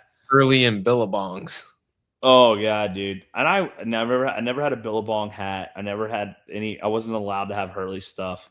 I would say I wasn't allowed. Like it just, I don't know. I wasn't the skater boy that I thought I wanted to be. Yeah. So which is great. FYI, mom and dad, thank you for not letting me go down that route. I'm not scarred for life. There's that. Yeah. Cheers to the parents out there that knew what they were doing and forcing us to do the right thing. I was never allowed to wear sweatpants to school. No, No, I don't think I hell no. I don't Hell think no. I never wore like not until I got to high school when like it was strictly like football practice, basketball, baseball, and then it was like, all right, like Dude, I'm you want just to hear going. this is what you just said, basketball, baseball. My dad, and I cannot wait for you to meet him. My dad had some rules, and I was never allowed to wear like I wasn't ever allowed to look like a punk, is what he would tell you. Probably in that exact same tone, exact same mannerisms. I remember one year, it was either our sophomore or junior year in high school, that our swim team attire was sweatpants, and we had our swim team t-shirt, and we had a beanie cap. Dude, we were, first of all, I want everyone to know, I'm saying swim team. Swim team. I'm glad We you weren't reiterated that because I thought I heard swim team and I was like, nah, surely I we didn't hear. weren't we weren't the thugs. We weren't thugs. We wore in like our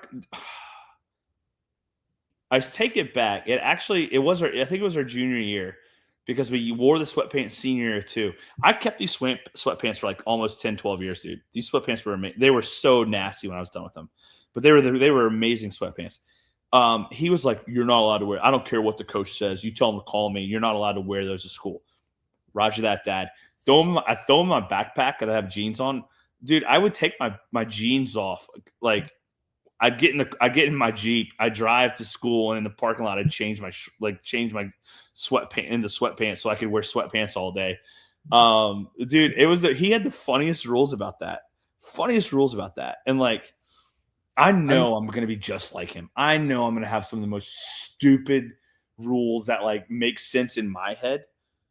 But like Charlotte's gonna be like, "Dad, you're such a loser. Like, get a life, Dad." Like, Can you imagine like the and I say this because now my job, and you know my job, I've Mhm. worked in schools for a very long time and then I stopped and now I'm going back. But like it's just different. Like the rules that you're saying I want my daughter to live by in trying to implement them into a atmosphere or an environment of schools today, it's gonna be funny. hold on.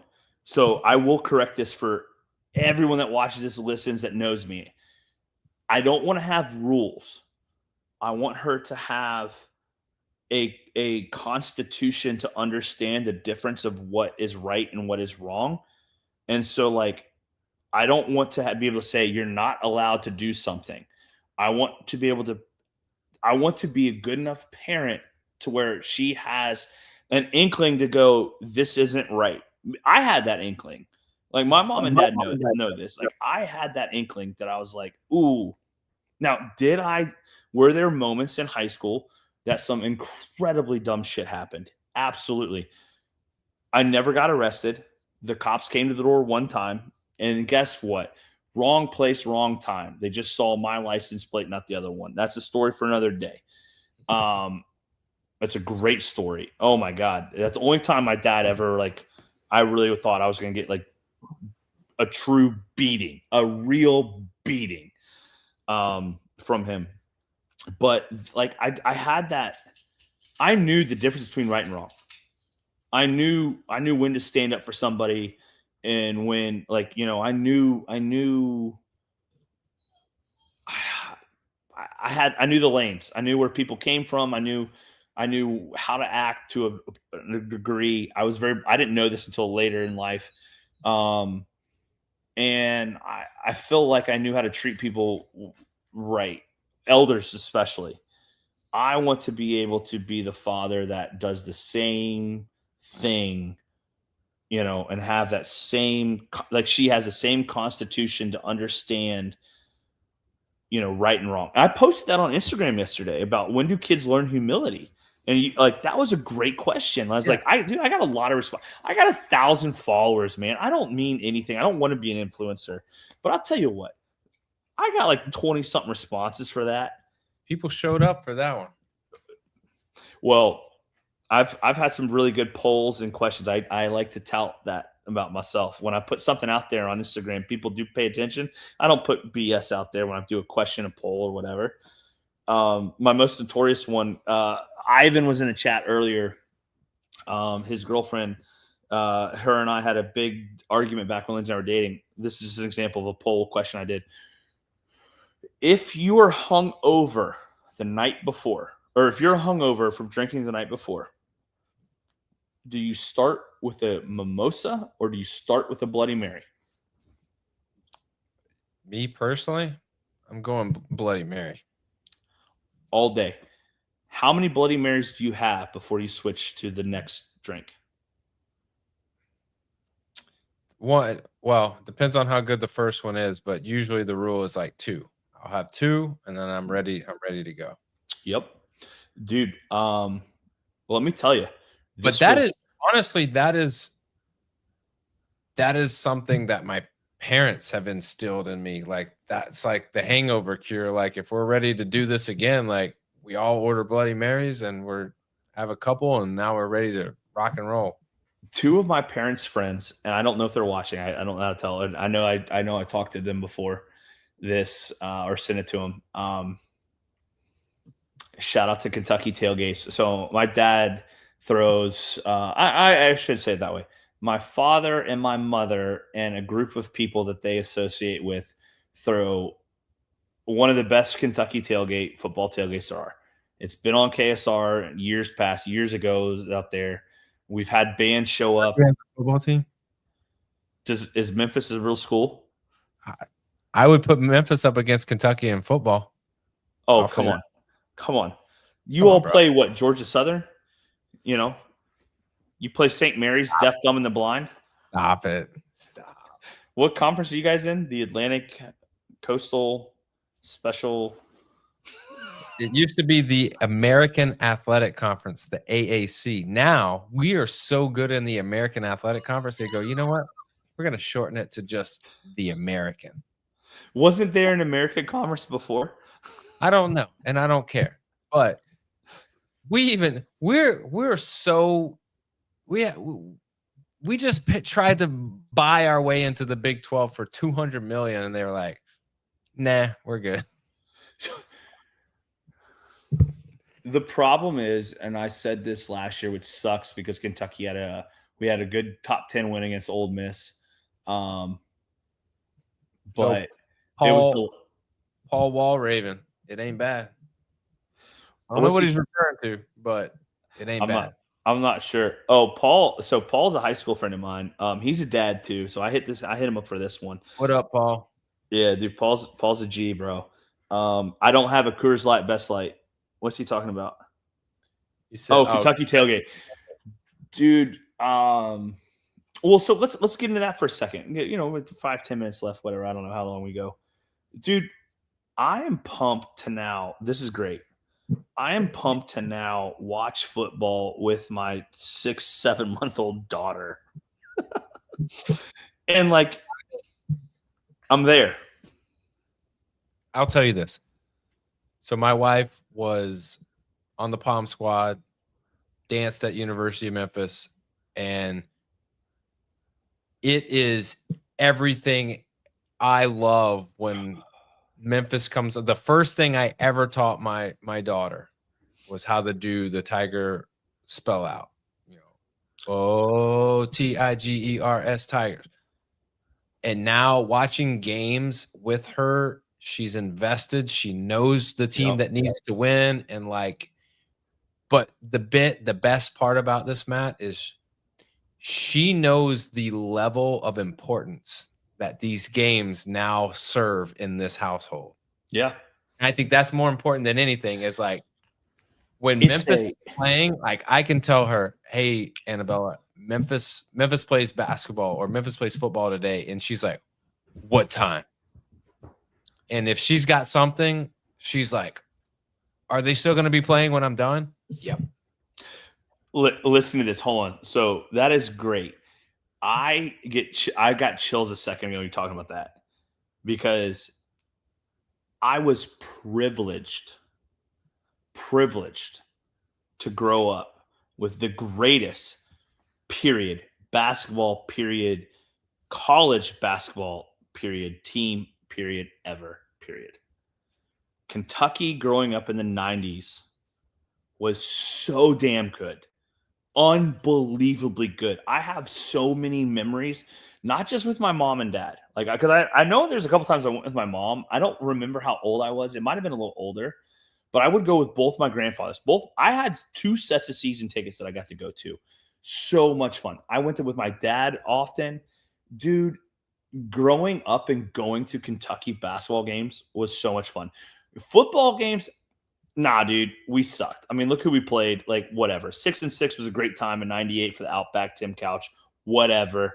Here's the deal: the fall and the football games, and what you just said, instilling that camaraderie and excitement in a kid to believe in something, even if you're going to lose, is like I couldn't imagine not having that bond.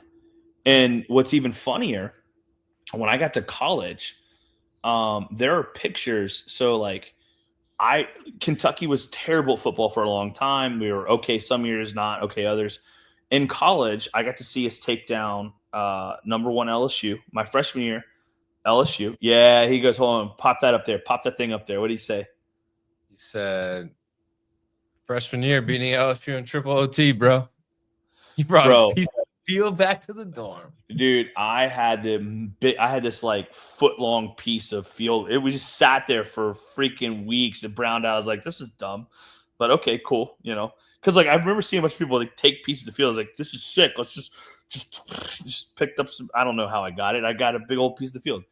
But like we rushed the field, I think like twice that year. It was crazy. But that freshman year, game day came to Kentucky for the first time. Paul was my roommate freshman year. Those experiences and memories, like my mom and dad, my dad will come on this at some point and tell you the dumbassery that I had because they had season tickets for football with my grandparents, and more than one time in college that I decided to show up completely inebriated with fraternity brothers, like just stupid shit, man.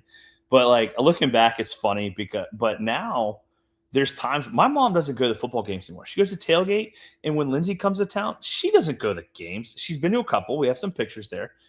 Dude, it's my dad and I that go to the games. My dad and I go get a little saucy, and then we have some fun. That was the thing. And now, like, and I know that he was excited about that. Dude, I have memory. My dad, when we were kids, when I was a little kid, made a freaking a rain poncho out of some trash bags.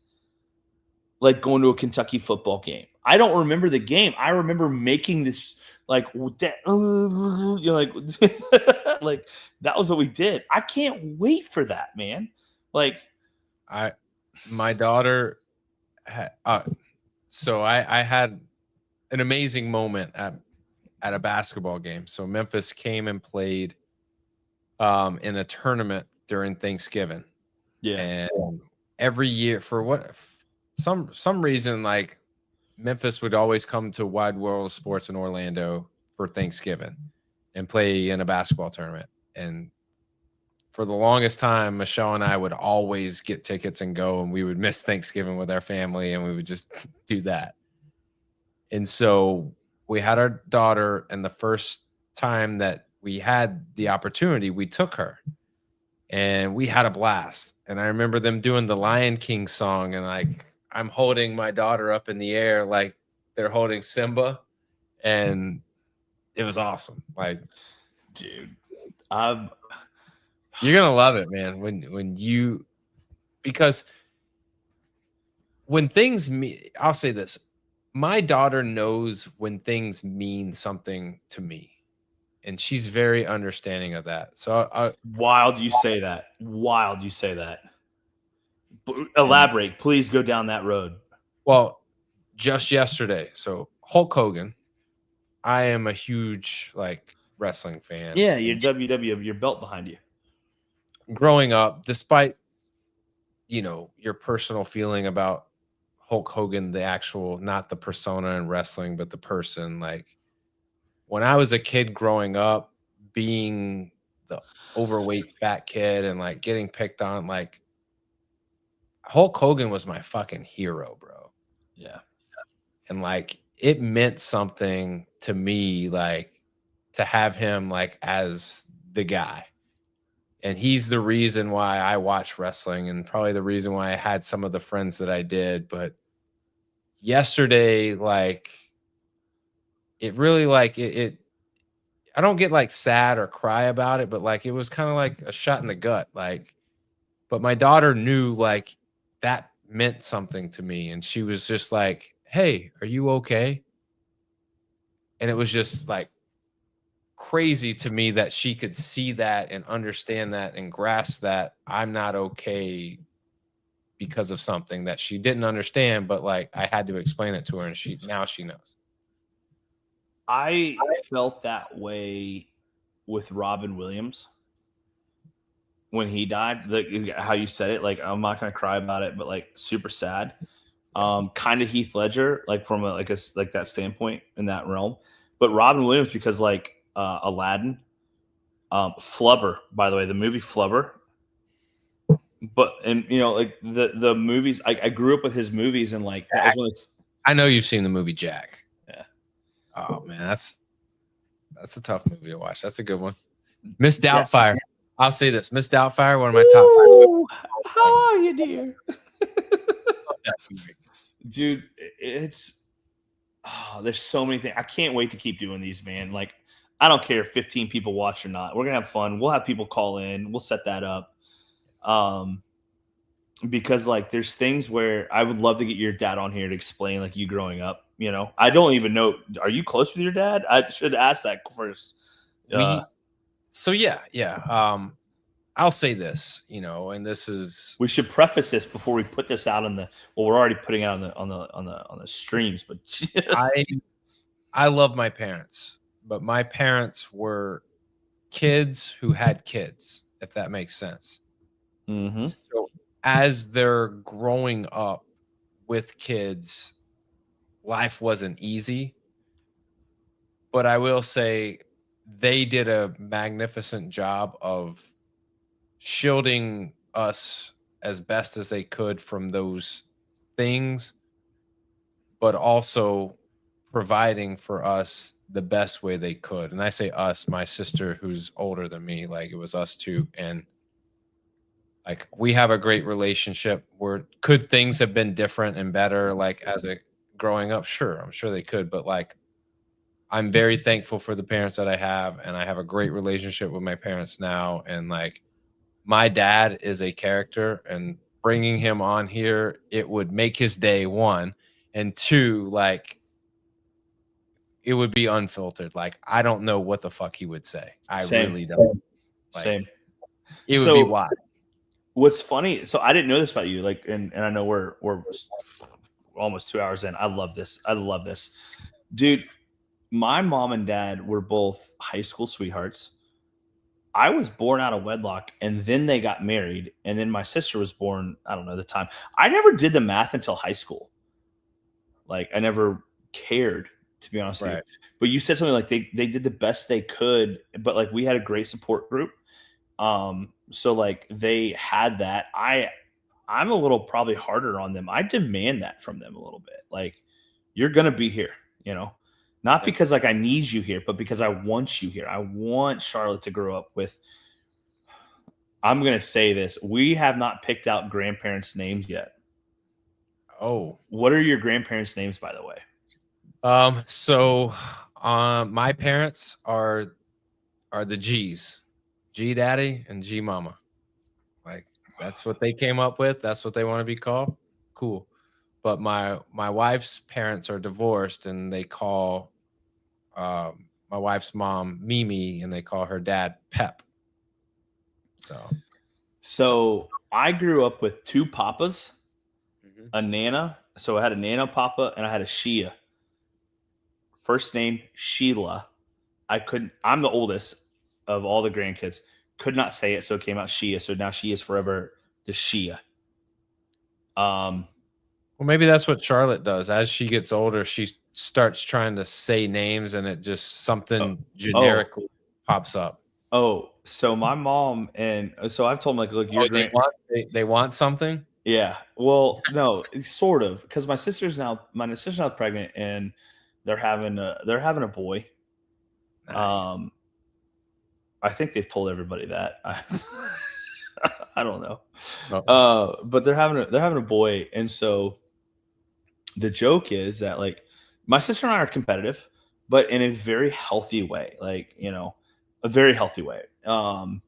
It's cool because it's like, oh well, you guys are second, so we get the name.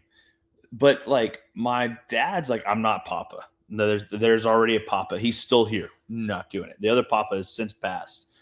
But my mom said something, and I don't know who came up with this, whether it was my mom, my dad, or like someone said she wants to be called D-Doll and Paw Paw. And I was like, absolutely, we're not on a farm.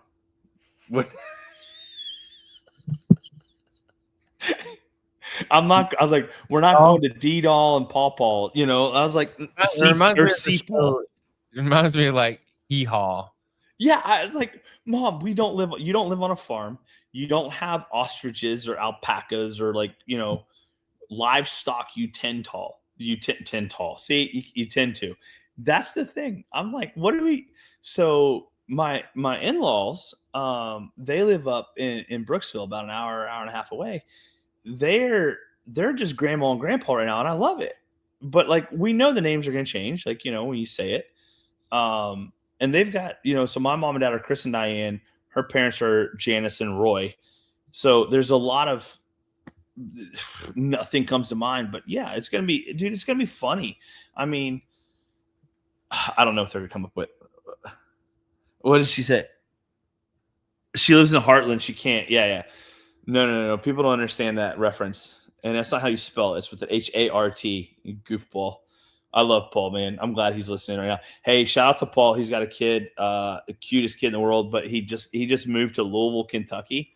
That sucks. L's down, which he's a diehard Kentucky fan, but he's got a pool, and dude, we're jealous. Like he bought a house with a sick pool, and like the rules in Florida, you have to have like the gate around it. Do you have a pool, Dan? I do. You got the gate around it, all the stuff. Yeah. My oldest swims, she's fine, but my youngest, like, she's now will run headfirst into it and doesn't care. Like, knows she can't swim, knows that it wouldn't be a good idea, but will do it anyways. So, gotta have the little gate, dude. Yeah, we didn't grow up with a pool. We grew up with the opposite of a pool. we went to the country club, but we had we did yard work on Saturdays and Sundays. Oh yeah, he used to live in Florida. Dude, you didn't live in Florida. You lived in the South. No, he lived in Apopka. I know. Best friend, man. I gotta know this shit. Yeah. Apopka is like Orlando, goofy area. Yeah. Dude, so let me ask you this. We're gonna have our dads on here. We'll do one with the other. My mom and dad have come up with something. By the way, so we went to Dallas for the grid thing. They came and babysat Charlotte, house sat and babysat Charlotte. My mom and dad, ironically, if they would have done all this stuff, the podcast stuff, their content created, I swear they would have had a show. Like they're genuinely funny, and their show. This is how ironic they are. They're like we're gonna start a podcast, and they joked about it. Like they did a little like recorded themselves in a car, super cute, funny as shit. Like just like it's so bad it's funny, but like also like some funny shit. Their podcast name is Because We Think We're Funny. See, I need to retire. They're clearly better at this than I am. I gave them a microphone. I was like, I hope you use this. They're like, well, how do we use it? I was like, come on, that's funny. Yeah. You plug it into your computer and you'll figure it out. Like it'll work. It's not hard. Dude, I think he would be hilarious to have on here. You know, it'd be so much fun to hear his unfiltered shit. You know, So many things we could ask him about you. I'm gonna leave one story of him, and because Paul's here, he'll appreciate this, and because this is the dad that I want to be. So he was strict. He upheld I had expectations. Senior, what should I say? Chris would be great. Yeah, senior year skip day. Okay. Hold on. Let's see here. Did we lose Dan? He's frozen. I think he's frozen. Oh no, Dan, you can't be gone yet. Oh shoot, can't leave me alone. Oh, there he is. There he is. He's back. Yeah. All right, you were frozen for a second, dude. Check it out. So senior year skip day. My boy Paul and I, we were seniors. Our buddy Corey was there. Shout out to Corey Figueroa. We missed the guy. We haven't talked to him in like a decade and a half, but apparently he's doing great. Dude, we all skipped on senior skip day, and I didn't tell my parents. Like I'd never gone to detention. Like I never got in trouble that way. I never had to go to detention ever. And I was like, I'll risk it for senior skip day. Like, and I'll probably skip detention. Like I had that level of like arrogance. Like, no, you ain't gonna send me. No, like everyone's skipping. Whatever, dude. So we roll out the house. Didn't tell my mom and dad that we were skipping, and like we roll up to Waffle House. There's a Waffle House, and by the way, we had practice that day. Like this wasn't like this was like a random like Friday. We still had practice and shit for soccer. Soccer. We're sitting there. We're ordering. Who walks in a full suit? The freaking Waffle House. I'm like, that's my freaking dad. And he walks in and he's like, it's just the whole like, oh, this is awkward. And like he'll tell it in a different way, but he like walks in and I'm like, he didn't know we were there. I didn't know he was gonna come. Like, you're like, what are the odds? What are you doing? Like, why are you not in school? I think he sat down with us for a little bit, but we ate. He might have paid. I don't know. He's done some funny things like that, but he's got some cool moments where, you don't, not that like dads need to show up, because there's so many different people out there that have stories about their dads, like good memories. Some people don't have dads, right? Like that aren't present, but like there's different times where he was there. And Paul will know this, but like I was a big soccer player. So like my dad would do indoor stuff with us. He's got some great stories about indoor and like the rules he would set and like show up. Even in college when we played indoor, he would drink beer and like come and hang out. Like just like, hey, what are you cool, come say hi. Like yeah. I got a final tomorrow. I can't, Dad, shut up over there, drink your beer, stuff like that. But like that's the stuff that I look forward to. And I love to hear people like the things they do. Or their memories, because there's some classic ones, and like my wife's heard these stories probably all the time. Paul and I love telling these stories, and it's just this is the whole purpose of this podcast, man. Like I can't wait to meet your dad, dude. He's I think we should go ahead and queue him up for next Friday at 9:00. Let me see what he's got. So he's living that retired life. They went to Destin. They just picked up and. Or whatever. I said, this is typical my dad. I said, Dad, you live in Florida. Like you don't have to drive to Florida. Like you're gonna go somewhere. You don't have to go to Florida. Like you're here. In the place. Yeah, you're here. Wait, hold on. Does he live in Tampa? So my parents have retired and now they've moved and they live in Bradenton. So my sister moved down and they're all down in Bradenton. And I was like, dude, like Clearwater Beach, you love Clearwater Beach. You love Frenchies. You love the whole vibe down there. Like, why would you drive to Destin? And he was just like, what else am I going to do? I'm like, okay. So there. There he is. They're there for a couple weeks. I don't know if he'll be back next Fridays, but I'll ask him if he is. If he's not back next Friday, we'll get old Chris out here and do a podcast with him, man. Because I think it's going to be funny. There's one guy that can really well. There's a lot of people that actually get me to shut up. He talks as much as I do, and he's got better stories than I do, especially if you haven't heard them before. But he's a character, man, and like the Waffle House story. There's more to that day that is funny about senior skip day because like what else we did that day. I'm not sure if Paul remembers. But my dad was, he owned his own company at the time. And so like he was a mortgage lender and he had his own company at that point. Yeah, it's senior year. So what's funny is like how dude, the amount of work that he did and his work ethic and still made things, right? Like I want, if I had to say, and let's end with this. Let's end with this. The one thing I want people to get out of this podcast, besides us just bantering and talking, right? I want other dads to know, especially new dads, because there's a lot of us going through it right now.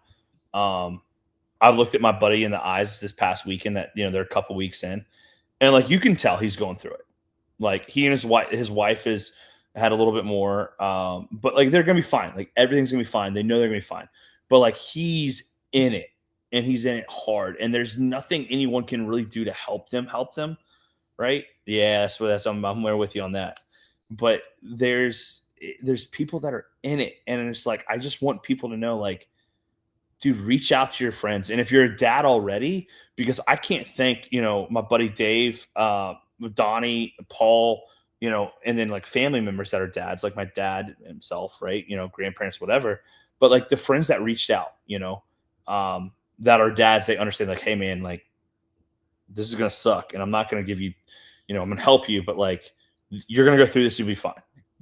And I want everyone to understand that there is people out there that you can talk to. Go talk to another person. They'll give you the real advice. Like, and I tell everyone, don't sugarcoat it. I'll never sugarcoat what I went through for the first 4 weeks. Right. And there's a lot of things I'm not going to share on here with people. My close friends know, and like, I know what you've gone through in the last 6 months, but like as a new dad, 2 weeks old daughter, some of the shit that we went through, I don't wish that upon anybody, my worst enemy. Right. And, but I just want people to know, like, there's an outlet to talk, and like, you know what, life goes on, and you will be successful no matter what you try. Like, you put the effort in, you will be successful. So that's what I'm going to leave this whole rant and chit chat about.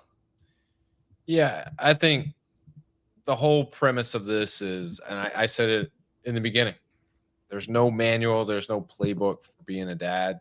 But the one thing that we can do is kind of lean on each other for collectively, collaboratively figuring out this shit, because it can literally like be shit, and it can eat you up. Like if you let it. And I don't want anybody to get eaten up by the job. I want them to be able to enjoy and embrace and really know like the level of importance that a dad plays in their kid's life is huge. And so if we can bring that to the table, hey, that's the win. That's the win. So, but that's a bigger gulp than I thought it was. Oh, dang. Dude, you're right though. I love this. This is we could have 30 followers, we could have 30,000 followers. The same message is the same, dude. We're gonna have so much fun. This is episode 1. We're gonna get the dads on here. I do think we got friends that are dads in the community. I wouldn't be opposed to finding some people that are I wouldn't be opposed to finding some people that have had some good hardships and talk about that, because like that's a huge thing. It's a huge thing. I mean, in anything, I think having like whatever the topic is that we want to talk about, having someone that is deeply invested in that topic. Like I mentioned, like IVF. Like that's a whole procedure. That's a whole like ordeal. Like that's That's something, a topic. you know. And then we could talk about like one of my big things is how hard do you push your kid to be competitive in sport? Like that's like a whole like can of worms like that like I am struggling with now because my daughter is in competitive dance, in competitive gymnastics, and it's like I don't want to be that guy that pushes too hard, but I also don't want to be the guy that just lets her kind of just like go through the motions. We'll talk offline on this. This is a topic that is a full episode. Oh, for sure. 100% the competitiveness. Yep. Because there's things I'm frustrated about on that. There's things that I look and I'm like, I'm very thankful for. I believe everyone's path is their path.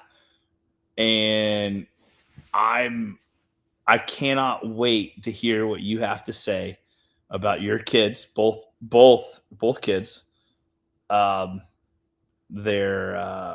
path that you're going to push them on, direct them on, guide them on, et cetera, you know? Yeah. So listen, it's been weird, y'all. Yep. We're going to bounce out of here. If y'all want to talk about something, hit us up, DM us, let us know. We'll be more than happy to bring people on. We'll be more than happy to pull up a specific topic that you want to hear about, because chances are I got 2 kids, Matt has a kid, but between all of us, we've probably been through the situation at least once or twice. So it'll be good to put it out there, good to get help. But Matt, man, I appreciate it. It's been fun. I different type of podcast, but like a much needed and this is fun. Like we've got resources that we can help people present, because there are single dads out there. And it's not just about the single dads. There's single moms too, which is I think is highlighted a lot more. We still love them. We still want to make sure, but from a single dad perspective or dads in general that feel like they're having an issue, please reach out to us. We'll be a sounding board. I love to talk. You know, I'll make sure I'll talk you out of any situation you're in. And yeah, I'm laughing at myself. Whoever's going to laugh at that too. But yeah, we're here for you. So see you all next time. All right, y'all. Y'all be good. If you can't be good, be safe. And as always, no matter how good it is or how bad it is, just it's always rad. So keep being a dad. We're here for you. We'll see y'all next week. Later.